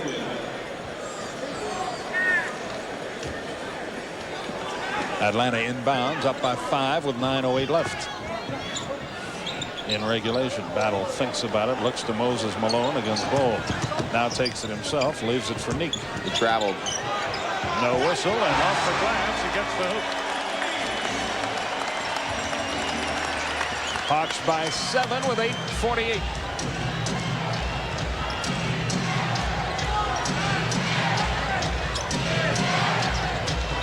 Turner down Peachtree. Off it comes to Bull and a foul.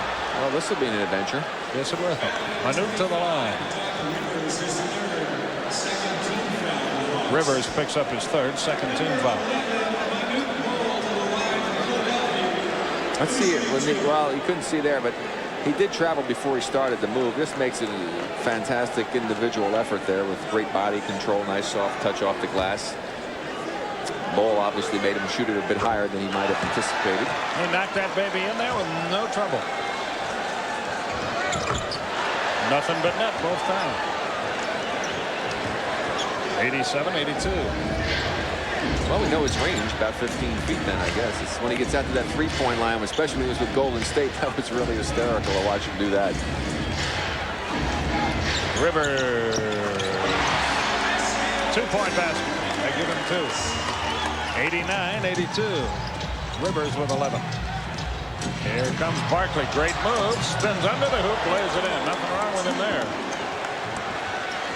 89-84. Wilkins walks it up the floor for Atlanta with play instructions.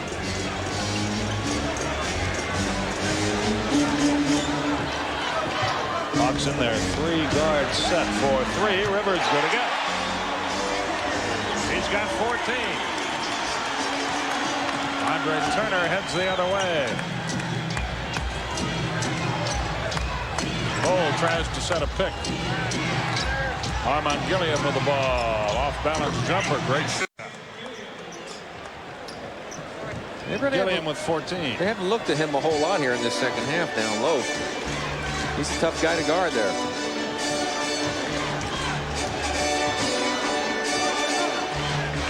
Rivers played by the much bigger Anderson.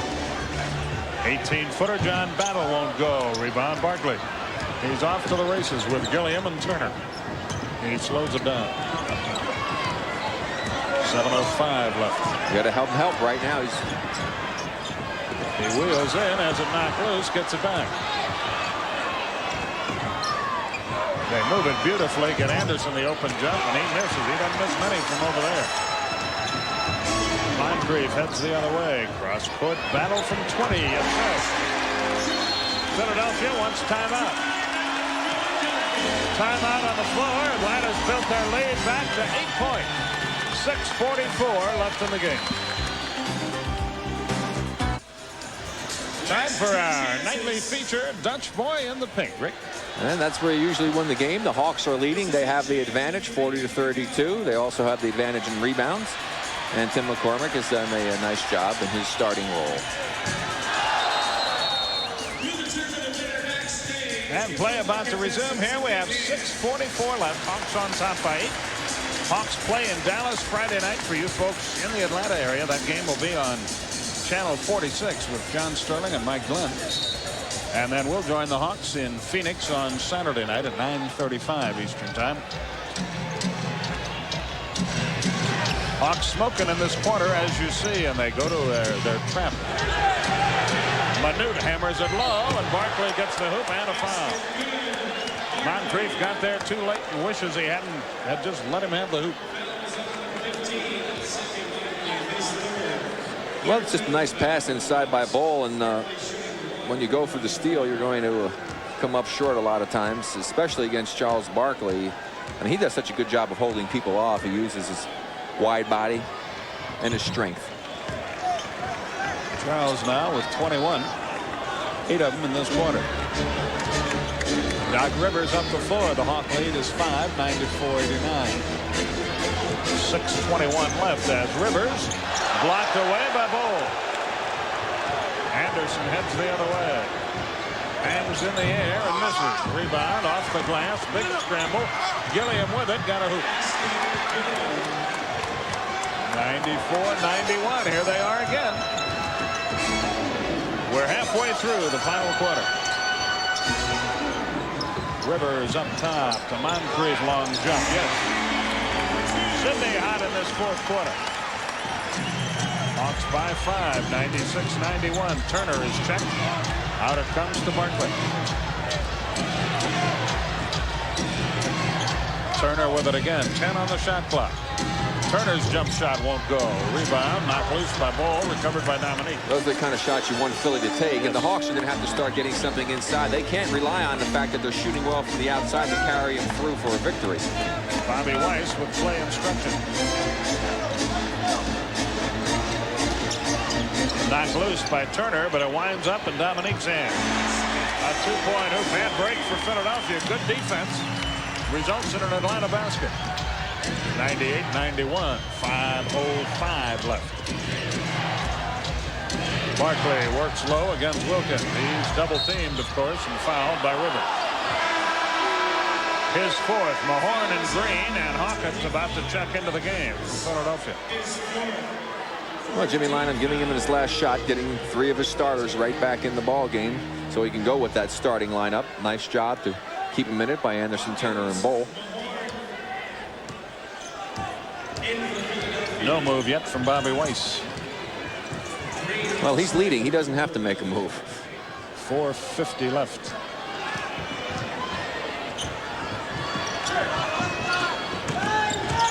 Hawkins wheels and walks, and he did.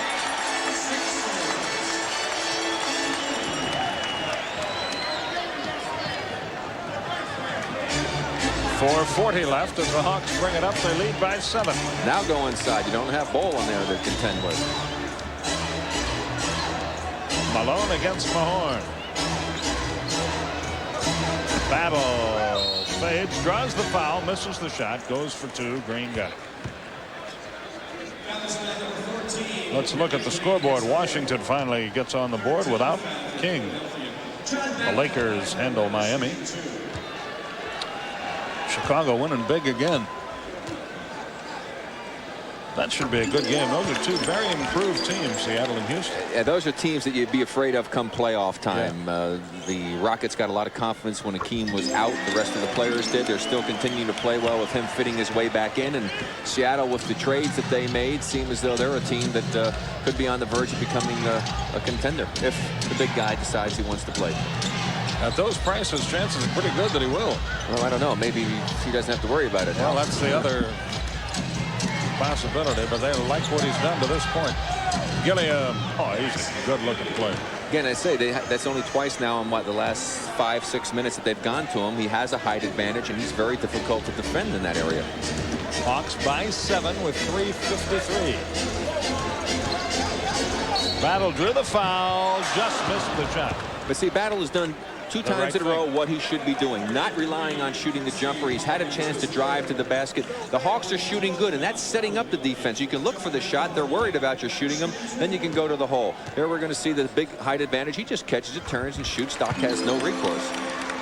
Meanwhile, Battle makes the first and tries again. Good again. 102-93 with 3:48 left. Hawks happy to trade baskets or points with Philadelphia. Gilliam again against the smaller man. Powers his way in but misses. Gets his own rebound with a left hand. Lays it up and in. They should go to him every time. Well, they should have been doing it a lot sooner. Here comes Moncrief. 3:23 remaining. And let's see if the Hawks still find a way to get it down inside. They clear the zone for Wilkins, one-on-one with Barkley. Drive again, John. This time his 19-footer won't go, and the rebound, Philadelphia. Hit a wide open lane. Here comes Barkley.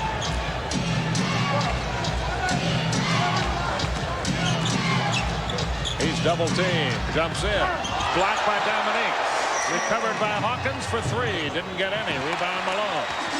Mahorn slaps at it, can't get it. Uh-oh. Hawkins knocked it loose. The ball goes out of bounds. And the ball's going to go to Philadelphia. They shouldn't boo because he could have easily called a foul on Doc Rivers.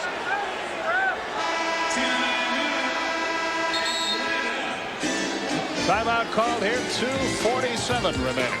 And you're just going to see Neek play great defense as Charles makes the spin move. He let him commit, then he goes up and knocks it away. Great effort by Neek. Back here at the Omni, the Hawks lead the 76ers 102-95. Rick Barry, Skip Perry with you.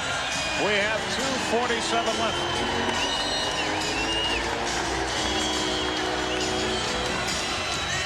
Well, it was a good thing the Hawks were over 100, I guess. Now they got to win the game. Charles Barkley will inbound for Philadelphia. Philly only 41% shooting in this period, 7 of 17. Hawks 9 for 12, 75. Hawkins has it blocked away. Rivers comes out of there with it. Hawks can milk a little clock now.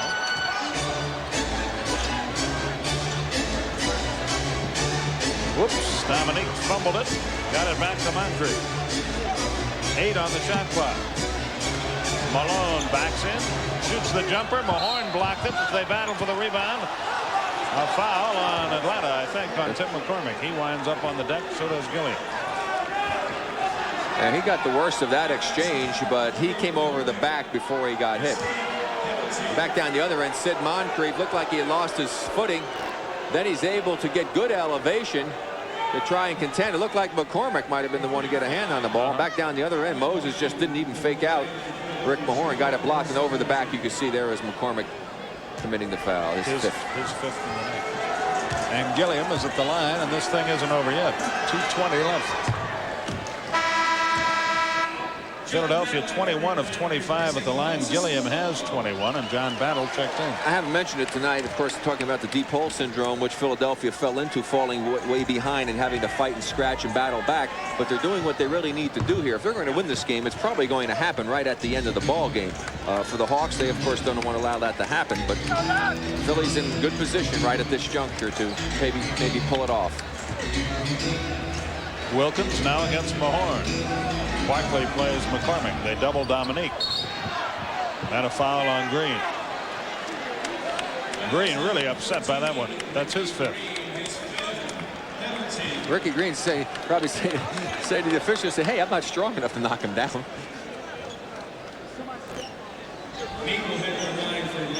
There he comes on the double. He's got all ball. And Neek just lost his balance. I mean, that was a terrible break call. for Atlanta. Neek to the line for two. Hawks by 5 with 2:06. Wilkins now with 20. Malone in, Battle out. They go offense defense now. Yeah, I want to try and get some more bodies down inside to try and prevent Philly from pushing it down underneath. Dominique makes them both. Mahorn inbounds. 7-point game. You see the time remaining. We enter the 2-minute period. Hawkins goes to the hole. Got it. That didn't take long either. 104-99 is the score.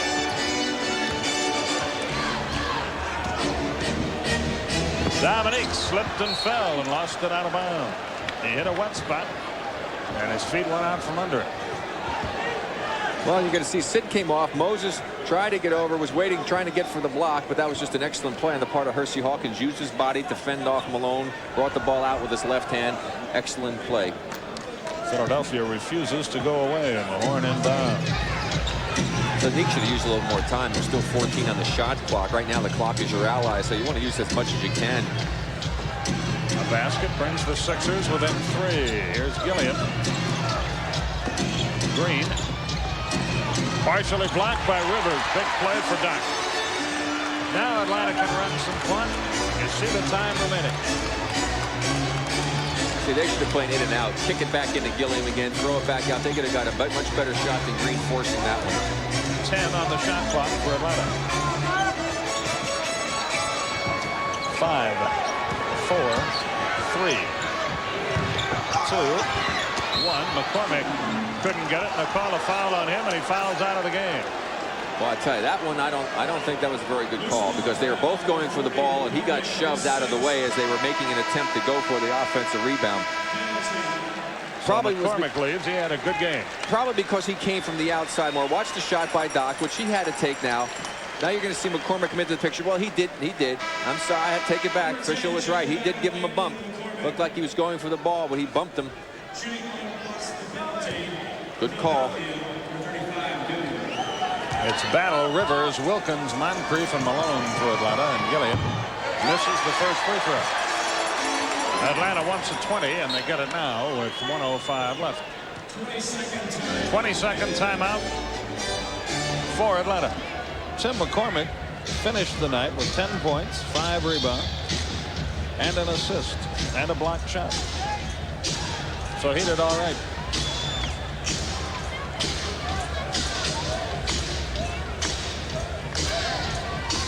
Good opportunity to watch. You see Doc Rivers out of position right inside. If Green had gone straight forward, Rivers is coming out. There's no way Doc could recover and go laterally to be able to pick him up. Once he was in the air, all Green had to do was drive past him, take a step past, pull up and take the jumper, or go all the way to the basket and create some problems. Philadelphia will be at the line to shoot 1 when play resumes it.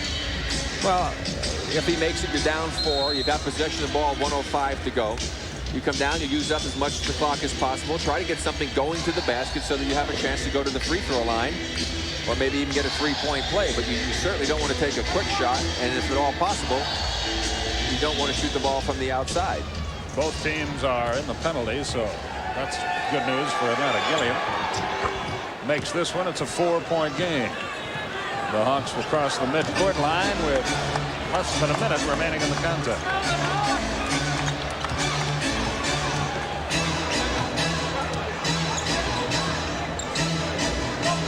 Barkley slaps at it. Hawks would love a foul. Bad pass by Wilkins. Threw it right to Hawkins. That hurt.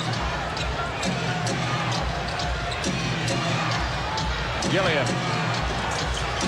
Into the lane. He got it. It's a 2-point game again. A score here can win the ball game. Use up the clock again, get the score, and then force the Sixers to use some time. But you got to get the score. Well, you got to get a good execute. shot. Yeah, they haven't executed. They just made mistakes. 10 on the shot clock. Battle. Forced it. Somehow got it. Timeout, Philadelphia. That was not a pretty shot, but Bob Weiss will take it. About that Gilliam was a guy that should have gone to a lot sooner. He's got 13 points in this quarter, 25 for the game. Here he is against Moncrief. This makes it a 2-point game. 104-102, and then the Hawks get back down in this possession. The only good thing about this you could say is at least Battle made an attempt to go towards the basket. Great defense by Hawkins, and Battle just came away with a great athletic move and a very fortuitous roll.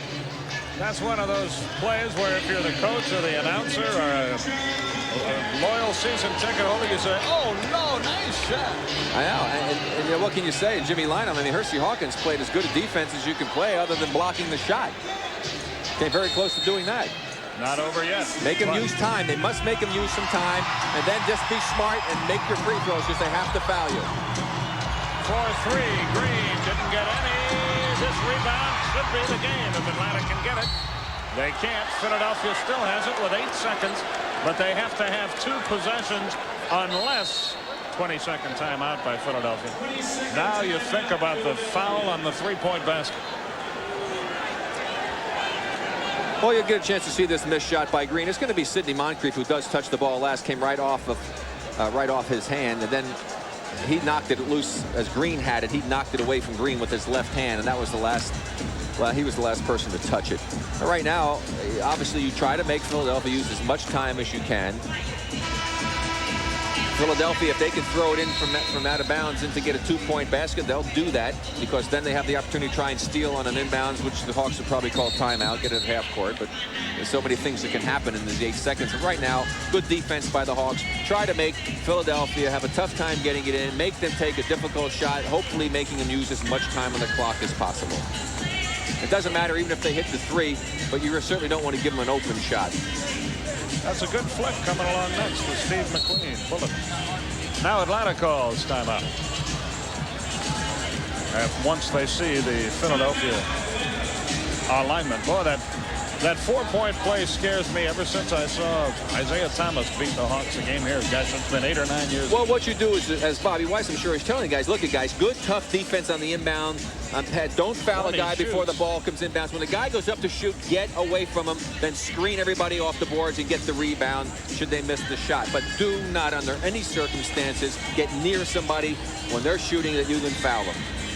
The Hawks have at least 1 timeout remaining, so if Philadelphia scores, they can, if they wish, call a timeout to get the ball at midcourt just to get it as far away from their defensive basket as possible. That's part of the Atlanta Hawks dance team. Don't forget tomorrow night, 9 o'clock Eastern time, a Bob Neal, Jack Gibbons production, the Celtics and Utah Jazz on our sister station, TNT. Well, Jimmy, again, probably going over, they, I'm sure, have a play from the sideline that they run in these circumstances to free somebody up for a good shot opportunity, whether it be from the outside or the inside remains to be seen. But you obviously, as Philadelphia in this situation, would want to do is to get something on the scoreboard as quickly as possible. And then you know that Bobby would more than likely call a timeout. Then you set up what you're going to do from that point forward. Well, here we go. 8 seconds left. Battle is in with Malone and Wilkins and Rivers and Moncrief against Green and Barkley and Anderson back in there and Mahorn and Hawkins.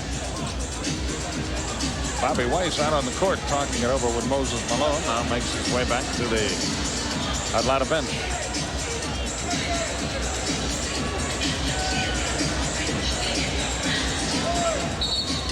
Here we go. Anderson, the trigger man.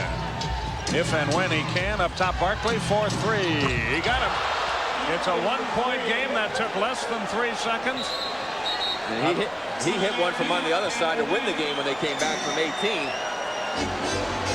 Atlanta calls timeout with 5.4 seconds left. And this baby isn't over yet. If they foul right away, they would have another shot for a three-pointer to tie the game. Well, they didn't make him use time on the clock, but they certainly didn't commit a silly foul. Look how far out Charles is. Dominique didn't want to get a foul. Hey, guy makes that shot, he's earned it, folks. That's right. That's not you can't fault Atlanta at all on that. No. On that play, and Barkley has had a bad night shooting, except for in the paint. But he's a great player, and great players rise to the occasion. And he certainly did. Well, you have an opportunity to watch him on isolated camera. He ran out, was able to get it. The only thing you might say is that perhaps Neek should have tried to be a little tougher defensively to overplay him, to not make it so easy to get the ball. But still, that's a heck of a shot by Charles Barkley. Again, if you're Jim Lynam, what do you do now, Rick? Do you take the foul right away? Well, you try to steal. I mean, you try to overplay and get a 5-second violation, number one, if you could cause that. Then you go ahead and you just overplay as much as you can, jump off to some switches, and go for the steal. And if you don't get the steal, you must foul. And hopefully you'll try to force a player who's maybe not the best free throw shooter to be the guy that you could foul. Now, of course, in Bobby White's situation, he will probably put in his best free throw shooters so that he does not have a brick mason out there at the free throw line, which means Kevin Willis will not see any more action. Kevin hasn't played in a while, and he had a big night. Yeah, and he doesn't play a lot going down the stretch, and I think a lot of that has to do with the fact that he does not necessarily play the most intelligent game down the stretch. I don't know any other way to say it. Of course, a few of the other Hawks have made some mistakes that do cost them in the long run. You just have to play as smart as possible in close ball games and eliminate your mistakes and get good opportunities each time. The Hawks go with Battle, Webb, Rivers, Wilkins. Brian Oliver is back in the game. And good move here. They're going to put Ball with all those long arms and everything all over Sidney Moncrief to make it more difficult to get it in. I like that move by Jimmy Lynam. Here we go. They get it into Wilkins. Foul by Oliver. That took 1 second. 4.4 seconds left. Even if Dominique makes the free throws, it's only a 3-point difference, and Barkley or someone, someone will have a chance to tie the game up. That's right. It's important to make them. So you get it to 3, so you don't have to worry about losing with a three-pointer as Moses Malone comes back into the ball game. Of course, they will get the ball on a miss or on a make. They will take a timeout and then get the ball at half court for themselves to set up again a play that I'm sure that they have worked on throughout the course of the season for situations that come about just like this. Just as in football, when you have 2-minute drills, the teams in the NBA, they have plays for various circumstances that will come up throughout the course of the season. Or at least they should. Green in, Oliver out. It's a 2-point game. This is the one you really want. The only thing that happens if he did miss it is hope that nobody could grab it, tip it around, and the clock slab would run out. But better to make it. And he does. 3-point game. Timeout Philly. And we'll be back for the wrap-up right after this from your sponsor. Okay, Coach Barry, you have an interesting philosophy as to what you would do if you were coaching this game. Well, first, you're watching Jimmy Lynam try to set up what they're going to do to try and get an opportunity to tie this ball game, setting up again their play. However, I, as a coach in Bobby Weiss's position, would do something I know other coaches disagree with. I feel I don't want them to shoot a 3-point shot. I will foul. I mean, if they get, even if you get the ball and they throw it in there and the guy's going to go up, I would 2 arms around him, grab the guy so that he cannot get the shot and tell him, I want a foul. You get it in bounds. If he puts the ball on the floor at all, you get him to do it. The moment he picks it up, you grab him around the arm so he can't get the shot up. Make him have to make a free throw, miss the second to get the rebound. I think the chances of that happening are far, far less than being able to make a 3-point shot. And you know what? It's hard to miss that free throw without shooting an air ball where the ball automatically goes to your opponent anyway. Right, plus you got inside position as the defensive team. Well, here's the old ball game. If Anderson can get it in, he does. Mahorn, Anderson for 3. Tie game. 1.5 seconds left. Timeout, Atlanta. And that's exactly what I'm talking about, Skip. Unbelievable. The Hawks once again have self-destructed here. They're not dead yet. Let's look at it again. Okay, here the ball is going to come in. Rick Mahorn has it. Okay. Now, when he kicks it out, everybody ran. Nobody could get to Anderson to even think about fouling. He is wide open. 3 guys were on the man with the ball. That was not good defense, obviously, by the Hawks. But still, had they went for what I was talking about, when Mahorn got it, if they had fouled Mahorn, they wouldn't be faced with this situation at a tie game with 1.5 to go.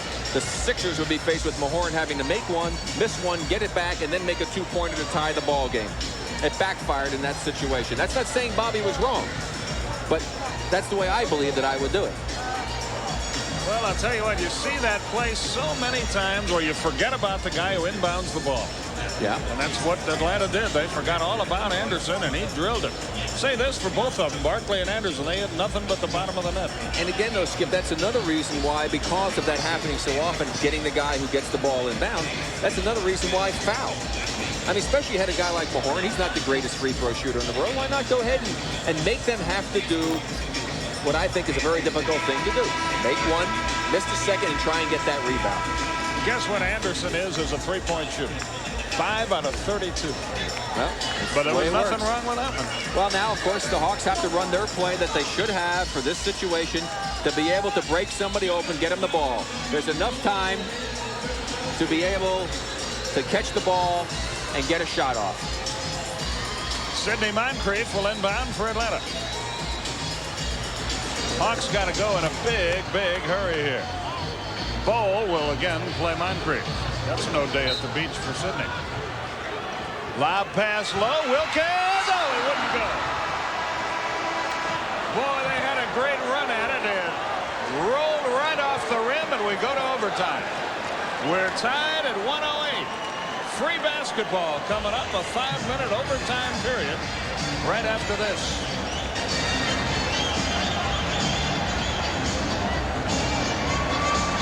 The Hawks' last-ditch effort to pull this victory out without having to go into overtime to do it. Watch the left part of the screen. Everybody clears out. Neek has perfect position in front of Barkley. An excellent pass by Moncrief. And Neek just didn't get it quite high enough on the glass to be able to go in as it rolled right across the basket. And we go to 5-minute overtime. There's nothing new for Philadelphia. This is their 10th overtime game of the year. Atlanta's 1-0. Philadelphia 5-4 in overtime game. There's a look from down underneath the basket. You could see that Neek really had an opportunity to win the ball game with that play. Bobby Weiss trying to help it out a little bit. Not enough body English, Bob. So here we go. Now we'll Kevin play Willis. 5-minute overtime after 5-minute overtime till this thing is settled. Well, Kevin Willis, I don't know whether he'll either be fresh or very stiff. Mahorn, Barkley, Green, Hawkins, Gilliam against Malone, Willis, Wilkins, Battle, and Doc Rivers. There's something about playing the 76ers that the Hawks just can't deal with. They've given 2 gifts to them so far. And they're on the verge of almost giving them a third, but they still can, of course, pull this one out with 5 minutes of good basketball. They're going to re-jump it, and they want to put 5 minutes back on the clock, and they do. And here we go. The tip won by the Sixers. They can take the lead. We're tied at 108. Atlanta led by 15 early, by 9 late. Yet they're in overtime.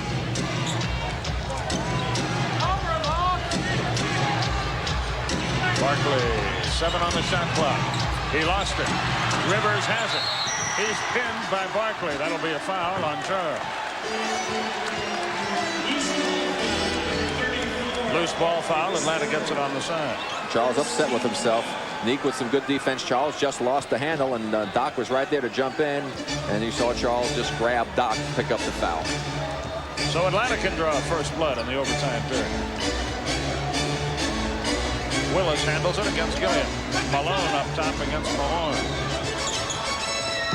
Green plays Rivers, and Barkley against Wilkins. John Battle. Yes. Atlanta 110. Philadelphia 108 with 4:13. Wilkins slaps at it. Can't get it. Barkley gets it knocked away again. Drew the foul. Missed the shot. Goes for 2. I think he made up his mind he wanted to get a shot off that time, Yeah, Skip. He was relentless. Wasn't looking to pass, was he? No, he was going to back in there. He gets it knocked away by Neek. Fortunately, he goes back to him, and he said, I'm going to give a little pump fake, and then got Neek leaning and did the wise thing, which is to initiate the contact when you've got your defender up in the air, joining that paratrooper club. Wilkins in no foul trouble at all as Barkley goes to the foul line for 2. 1-point game.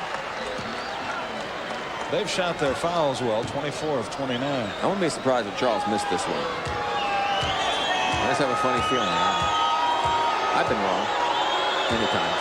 So that. And you're more wrong again. Because he is that way. He's streaky with his free throws, and the way he's been playing tonight, I thought perhaps he was ready for one. Tie game. Rivers front court. 1 minute gone in our overtime.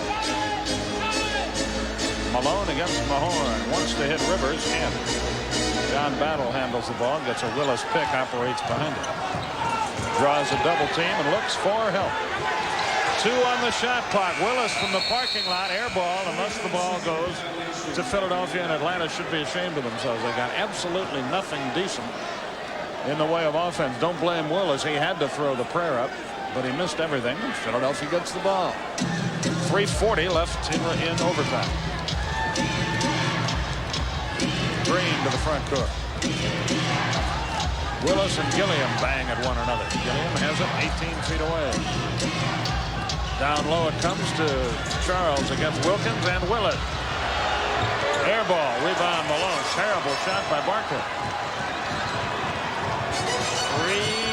3:15 left. They haven't gone to Gilliam. He's the guy that carried him in the fourth period. He got him right back in the ball game, and Charles is trying to take it over. Dominique goes baseline. Scoop shot. Timeout called by Philadelphia. Hawks on top by 2 with 3 minutes left in overtime. We'll be back. Well, Atlanta with the lead in overtime on this play by Neek. The Philadelphia coaching staff and bench were saying that Neek went out of bounds on this drive. Let's watch his left foot on the next step right there. Looks like he's inbounds. He continued on, crossed over. Mahorn was late getting over to cut the baseline off. Great move by Neek. We've got another angle from the end zone, and we'll be able to see as Neek makes his move and makes that step. Left foot, you can see the red between the line and his foot, so he did stay inbounds. Great move by Dominique Wilkins, and the argument was not a justified one. Lynham's still talking to him about it. But that will do him no good, and Green heads up the 4. Hawks by 2. 2:53 left in overtime. Knocked away and out of bounds by Willis with 2:48 left.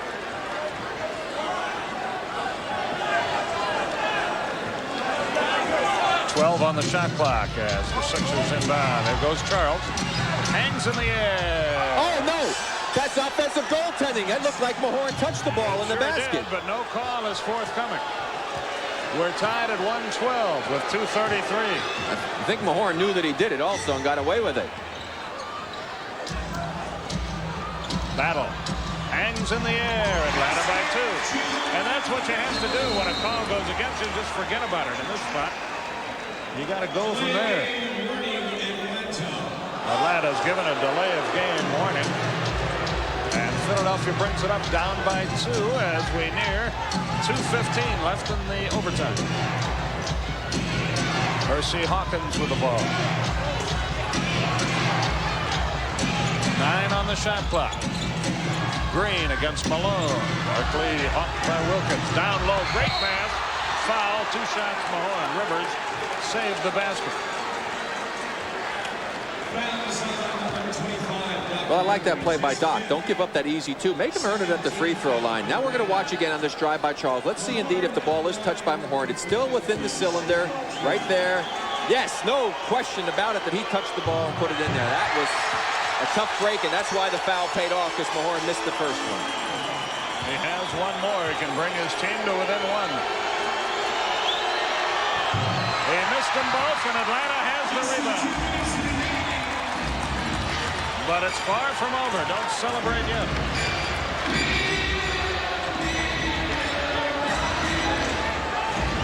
Ricky Green, illegal defense, one more step.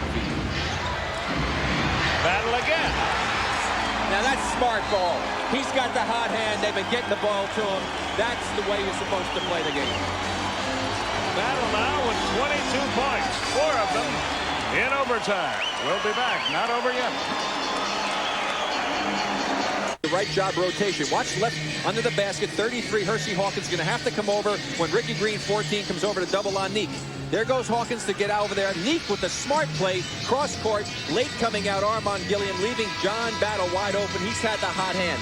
Not a good choice of people to leave in this situation. And the difference once again between the Dominique Wilkins of past years and of this year. Pointed out right there. You can't do it all by yourself, no matter how good you are. You know, one of the reasons why the Sixers may not be going back into Armand Gilliam so much is that Kevin Willis has come back in the game. A little different going up against Willis as opposed to going up against Doc Rivers or someone of that size.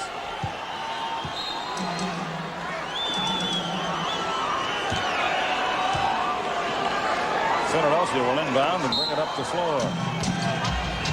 Ricky Green doesn't touch it for a while, so the clock won't start. Now they're in the front court. They're down by only 4. Hawkins.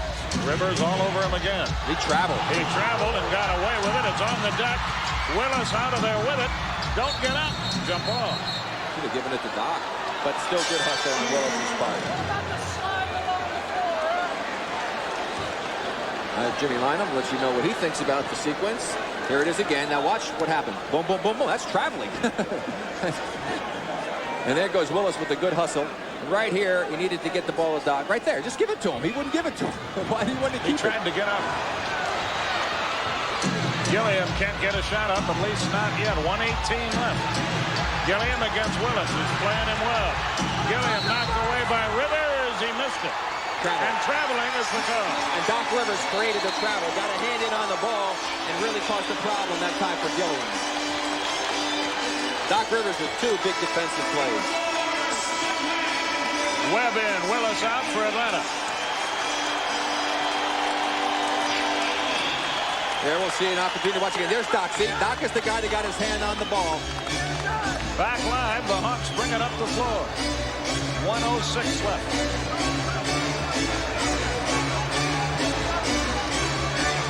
12 on the shot clock. You still need a score right here. 8 on the shot clock. 5, 4, 3, 2. The ball is still alive, out of bounds. Who gets it? Philadelphia. 46 seconds left. It's not over yet. Hawks can't punch him out. Willis in, Webb out. Credit Philadelphia with a good defensive sequence that time. Green to the front court with 42 seconds.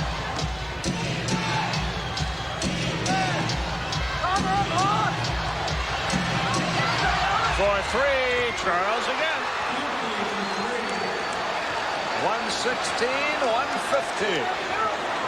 33 seconds left. Dominique heads to the front court. 15 on the shot clock.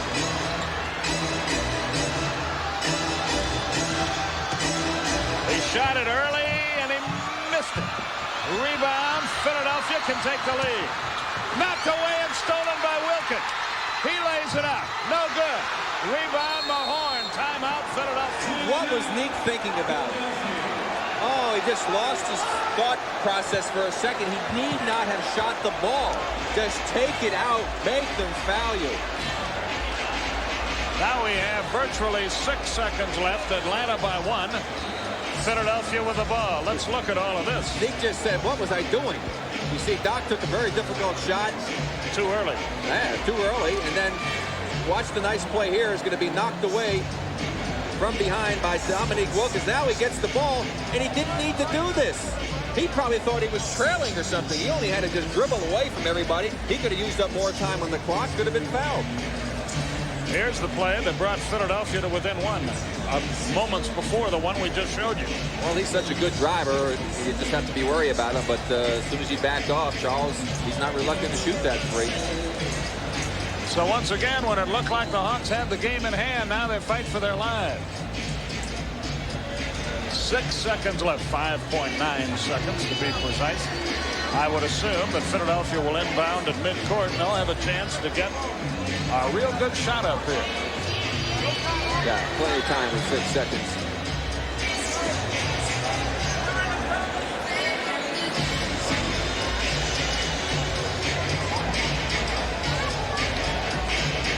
Hawks 3 full timeouts remaining. No fouls to give in this situation, which really does not serve them well. It'd be great if they had one to use, because you could make them get it in bounds, have to put it on the floor a little bit, and use the foul, giving them less time to try and get that potential game-winning shot up. But a lot of time here. The big question is, what will the Hawks do defensively? If Barkley gets the ball, if they're going to go and double like they've been doing all night long, they better do a real good job of rotating defensively and not leaving a good shooter open. Meanwhile, Philadelphia's hit 3 clutch three-point baskets in a row to stay in this game. Anderson will inbound against Willis. Here we go. Atlanta by 1. He drew the foul, missed the shot. 2.2 seconds left. Philadelphia can take the lead at the foul line. Good job by Barkley. He jumped in a little bit. The shot came up short. Philadelphia can take the lead. Well, Nick was off balance running forward to begin with. And now he's going to go for the steal. He's overcommitted. Now he's going to try and go for the block. Gets in the paratrooper club. Great fake by Charles Barkley. He just set Nick up perfectly that time. Took advantage of the mistakes Nick made defensively. Now you hope for at least one miss. Well, this is where I think Charles might come up with a miss. At least I hope so. I hope you're right this time.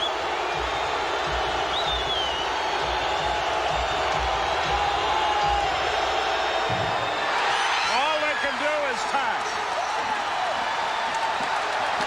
You know, it's crazy sometimes. I said to somebody on the phone, give me a call later in the evening, unless we have a double overtime. Maybe a miss again. Perfect. Timeout is called by Atlanta with 2.2 seconds left. The Hawks will have a chance to win the game.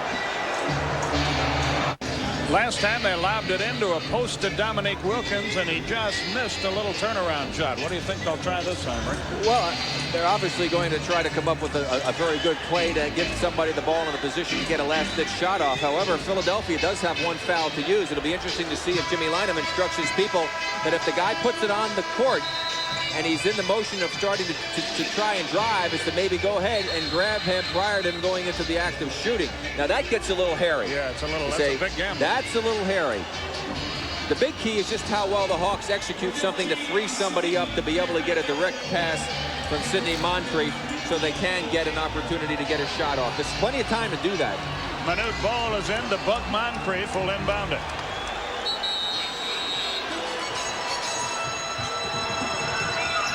They take the foul. Loose ball foul with 1 second left. Yeah, obviously Jimmy instructed them to not allow them to even think of shooting it. Once he came in and he touched it to grab the foul. So now only 1 second left. Now it's really tough for Atlanta. And the Hawks call timeout. Now you just have to sort of throw up a prayer, because 1 second is not much time at all. Sometimes 1 second's a little longer at home than it is on the road, but we'll see about that. We'll watch the last play. Moncrief able to get the ball inbounds to Rivers, and just immediately he was fouled. Now, I don't see how that would have taken over a second, which it did off the clock, because the moment he touched the ball, he was hit. 1 second remaining in overtime.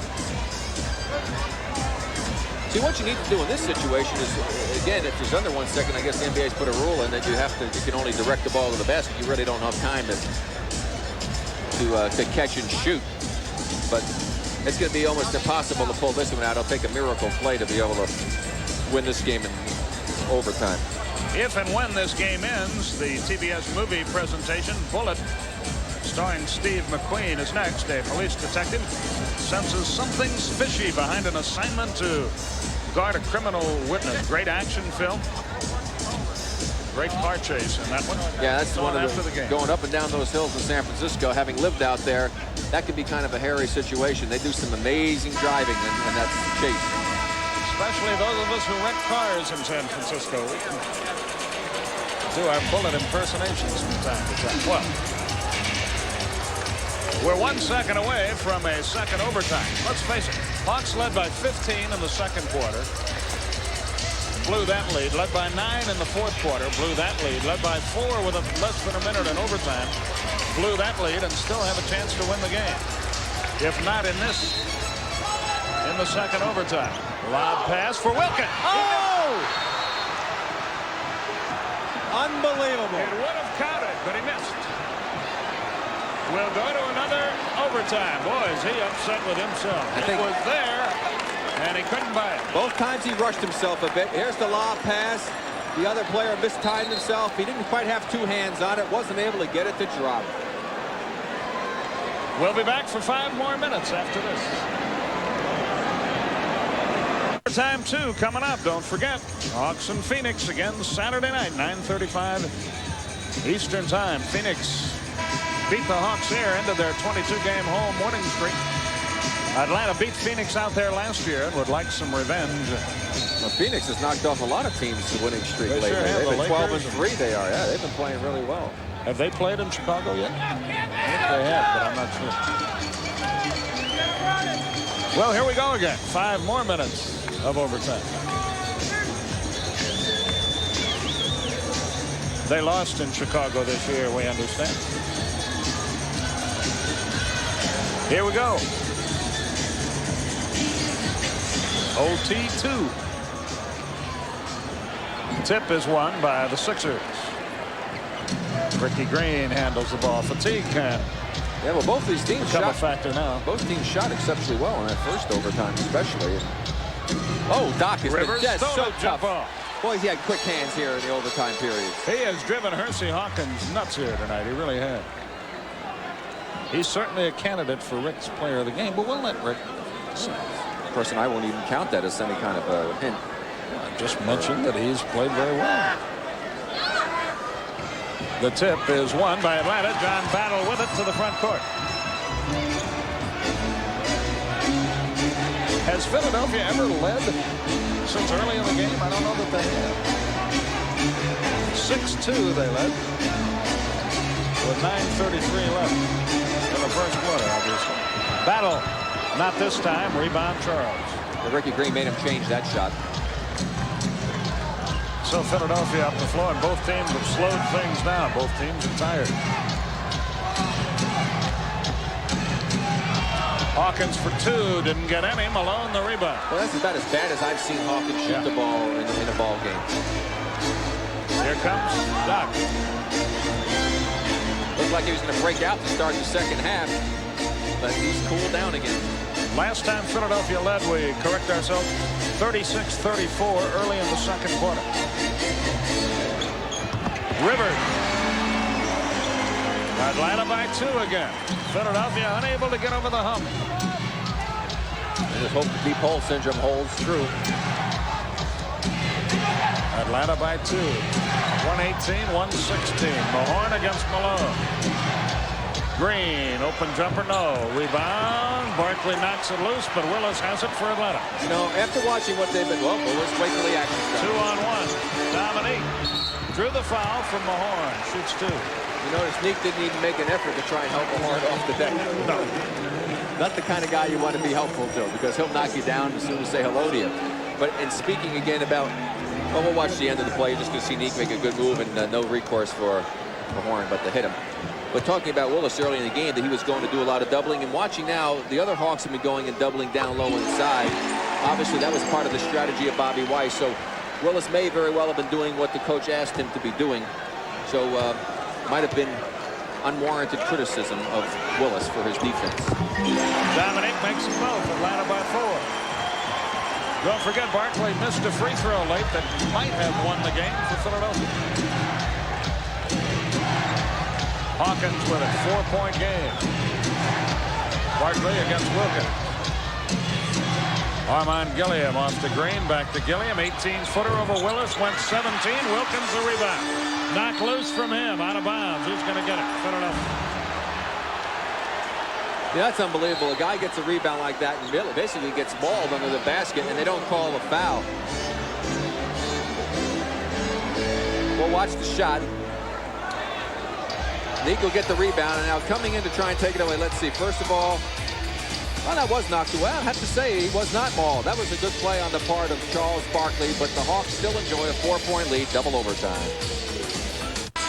2:57 left in our second overtime. Some of the folks have headed for home, especially those who had brought their youngsters to the game because school tomorrow. But it's been a classic struggle. Or those of us who don't like to stay up real late and go to bed early. Like you and I. Or is it you and me? I never get that right. Well, I know. It's like you go to bed and like I go to bed. Like you and I do. Yeah, that was good. That was good. Philadelphia will inbound. 2:57 left in this particular period. Barkley has trouble, now gets it in to Gilliam against Willis to Green. Hawks have outscored him 4-0 in this OT. Barkley against Wilkins. Green with it. Good rotation. Hawkins jumps in, gets the hoop. 2-point game. Can't knock him out.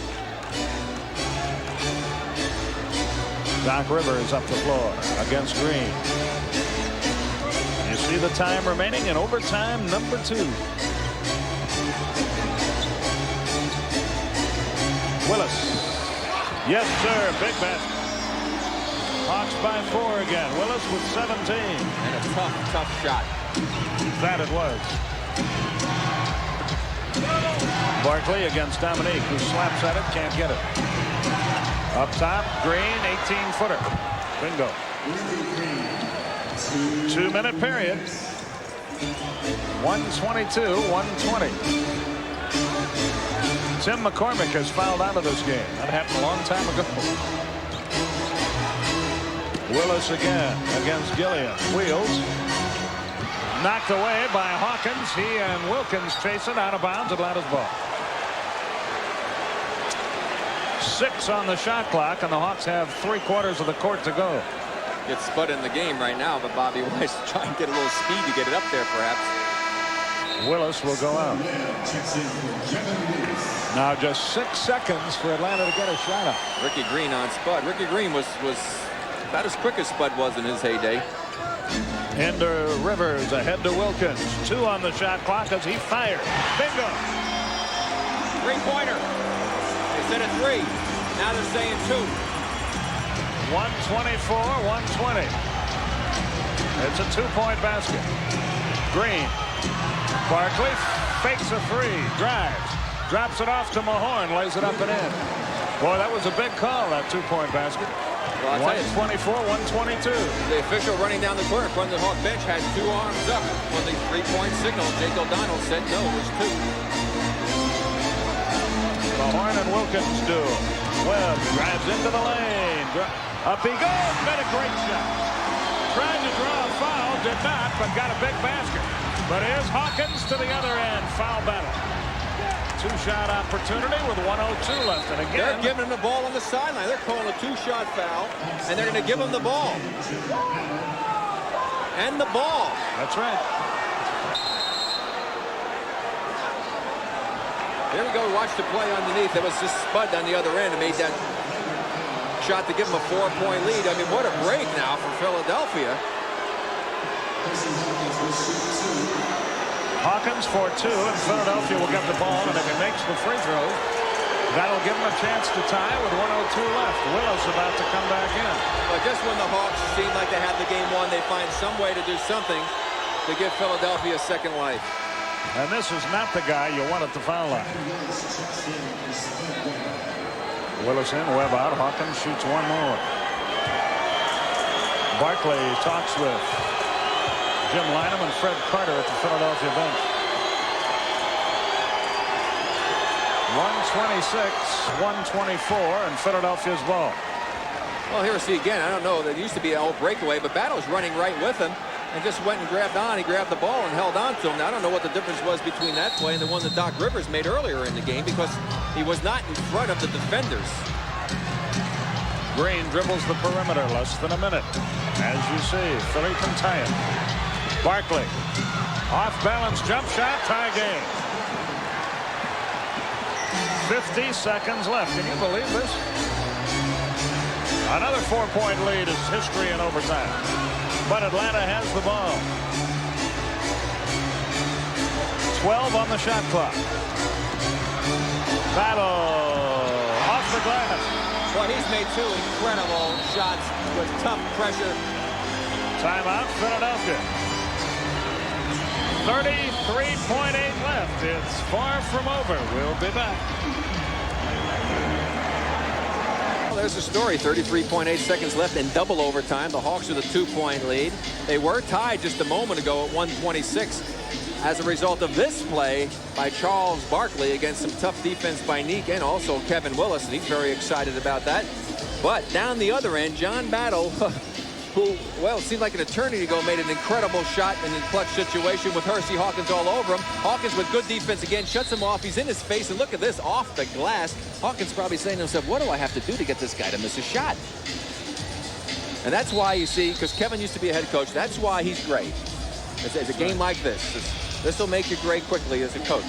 He'll tell you, you sleep a little better after games like this as an assistant than you did as a head coach. Anderson checks in the game for Philadelphia. Well, it depends on the result here, of course. If the Hawks win it, then you sleep very well. If they lose it, then you have a sleepless night. But games like this, it takes you a little while to get to sleep, win or lose. Boy, you really get drained.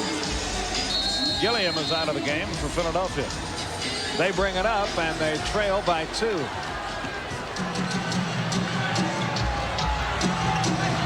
Barkley in 2-point country against Dominique. Anderson comes in firing. 3-point basket. Philadelphia has the lead for the first time since the second quarter of the game.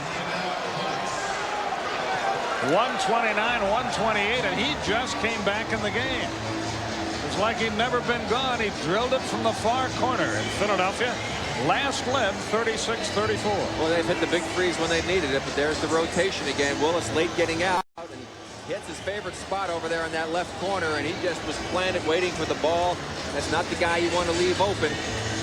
He's not a good 3-point shooter. His range really isn't out there, but you couldn't prove it by us tonight because he's drilled 2 big ones for the 76ers.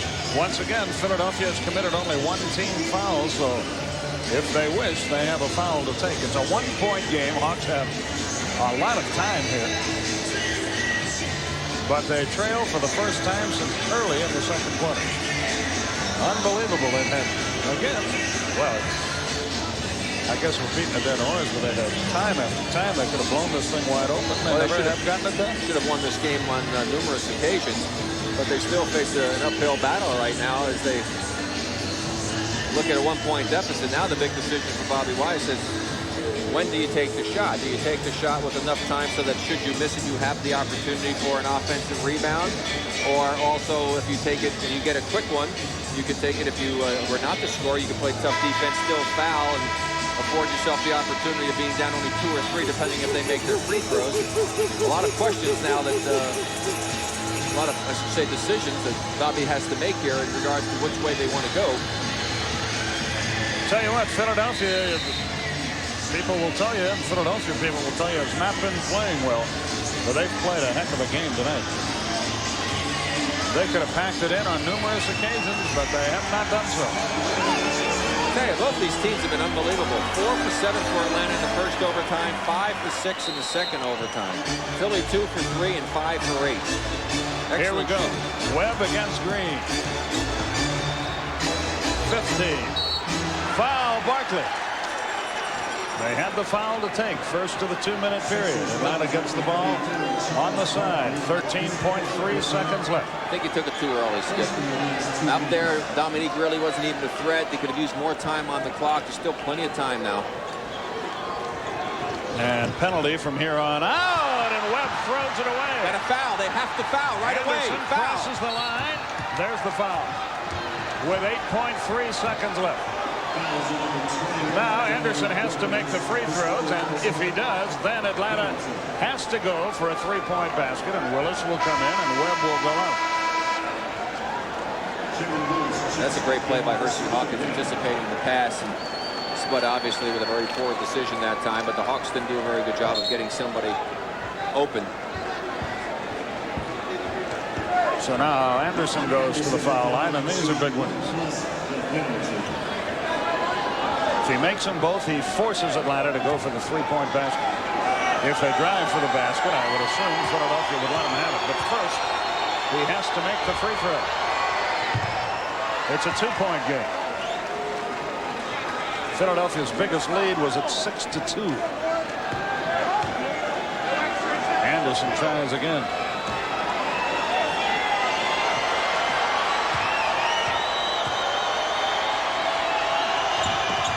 Three-point game. Timeout Atlanta. 8.3 seconds left, and they have to go for a three-point basket. And we'll be back to see if they make it in just a moment. Agree with me that they have to shoot a three-pointer. If they drive, Philadelphia lets them have the basket, I would think, rather than risk a three-point play. What do you think? Yeah, they have to get the three-point shot now, and that really makes it very difficult. However, there's plenty of time to be able to try and set something up, and of course Philadelphia has to be very careful to not go ahead and commit a silly foul for the four-point play. But then again, we had the same situation. Right. Make them use time, and then you foul and grab them, make them go to the line. Don't give them a chance to shoot the three-pointer. The Hawks were faced with that in regulation and could have won this ball game had they elected to do that. They did not, and now they're on the verge of losing here in double overtime. So the same scenario exists now for the 76ers. Let's see what strategy Jimmy Lynam employs. Moncrief inbounds against Anderson. You see the time remaining. Hawks need 3 points. Rivers can't get a shot up. There's the foul by Barkley. He may have fouled out with 5 seconds left. But they made the play that Rick was talking about. He took that foul. That's 5 on Barkley. I think that's a smart play. I really do, because now, of course, the thing is with 5.3 seconds to go, if I'm sitting, I'm going to make these free throws. You can make both of them. And get it to 1 point. Now you go ahead and you have to play them in 5-second violation. Then you commit a foul. But still a lot can happen here. 2-point game. Timeout Atlanta. Timeout on the floor with 5.3 seconds left in our second overtime. Bullet is the movie after the game, I think. Yes. It was. They may change their plans for this. Is getting a little lengthy at the old Omni tonight. All right, Moncrief will be at the line to shoot one more. Rick feels, and I agree, that he'll try to make it. Then they'll gamble on a steal, and if they don't get that, the foul. Yeah. Here's some of the other scores as we go along here in those games. Some of the games are progressing. Chicago, boy, they're winning big. Good game there. Two good teams. And the Clips and Nuggets having at it. They're at halftime. Yeah, well, right now you make the shot, and then you go for a steal when they try to inbound the ball, whether it's at the end line or at half court, depending upon if the Sixers call a timeout. If you don't get the 5-second or come up with a steal, you commit the foul, force the Sixers to go to the line, make them have to make 2 free throws. If they don't make 2, obviously you have an opportunity then to get the ball half court yourself. Alex, then we get our statistician man to find out what the timeout situation is for both teams, so that we can determine whether or not these teams can indeed get the ball up at half court. One team has one team has none, but we don't know which is which. Now we do. All right. Well, that's a major factor here against the Hawks. That may, in fact, change their thinking to trying to miss this shot and take them their chances. We shall see. But even if they do, it's hard to miss and draw iron. Yeah, it really is, and have it bounce out far enough for you to be able to get the rebound. I still think you can make it.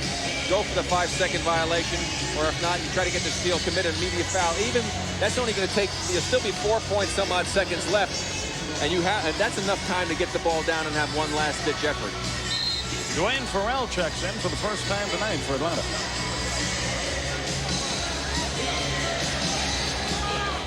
And Philadelphia thinks he's going to miss. Yes, they do. I don't think he will. I think he's going to make it. No, he tries to miss, and he does miss. Philadelphia with the rebound, and Green and a whistle. Now, you see, the same thing has happened. What is there? 3.8 seconds left here, Skip. Okay? Had they made the free throw, there would have been 4 points something left. Right. And well, they would have been 5 something left, and now Philly has to take it inbounds. Now you have the possibility of a 5-second violation. You have a lot of other things happening here that could take place. So Sid did indeed try to miss it. And the Sixers did an outstanding job, as you can see, of screening people off. Nothing but red jerseys on the interior there. They make these two, the game's over. If they don't, there's still a little bit of hope, but boy, not much. I think the fact that there was no timeout left was one of the reasons Bobby and his staff decided to go that way. However, you still give yourself a few other options if you make that free throw, because who knows, 5-second violation, a steal on the inbounds pass. More good things could happen for you by making that free throw, I think, than missing it. It's a 3-point difference. It's a 4-point difference. Atlanta has no chance. And there's no foul. And the ball game is over. And the Hawks, let's face it, they have snatched defeat from the jaws of victory in the Omni tonight. In double overtime, Philadelphia 133. Atlanta 129. Hawks can't beat Philadelphia. Haven't done it all year. We'll be back to wrap it up right after this. Atlanta Hawks basketball on TBS has been brought to you by the Lexus LS400 and ES250 automobiles, the result of a relentless pursuit of perfection, and by Miller Genuine Draft, cold filtered for real draft taste, so tap into the cold. 133-129. Philadelphia wins it in double overtime. And tonight's Miller Genuine Draft players of the game: Charles Barkley, Ron Anderson. Barkley with 32, Anderson with 27. Each hit clutch 2 3-pointers each in clutch time. Let's look at them, Rick. Well, here's Charles with one of them over Neek in battle, who really didn't challenge him there. And they came through with the shots when they needed them and just refused to quit. Ron Anderson was able to do it. And of course, his was the decisive one, coming off the bench cold to drill one from dead in the corner. There's the shot right there that won the ball game, basically, for the Philadelphia 76ers. A great effort as they were able to just sneak out of the deep hole at the wire. Well, that's the story. Don't forget the good cop flick Bullet will be coming along next. First, we'll tell you that the Hawks and Suns meet Saturday night at 9:35, and we'll have it for you. Rick and I will be in Phoenix for that game right here on TBS. Bullet with the late Steve McQueen, a great detective yarn, is our movie coming along next on TBS. This one hurts the Hawks. They're now in a virtual tie with Philadelphia in the playoff race, and they lose a half game to Milwaukee as well. And this one very tough for Atlanta to shake off. Not like Sunday's game where they got bombed. Tonight they let one slip away. 133-129 the final for Rick Barry, Skip Carey. So long, everybody.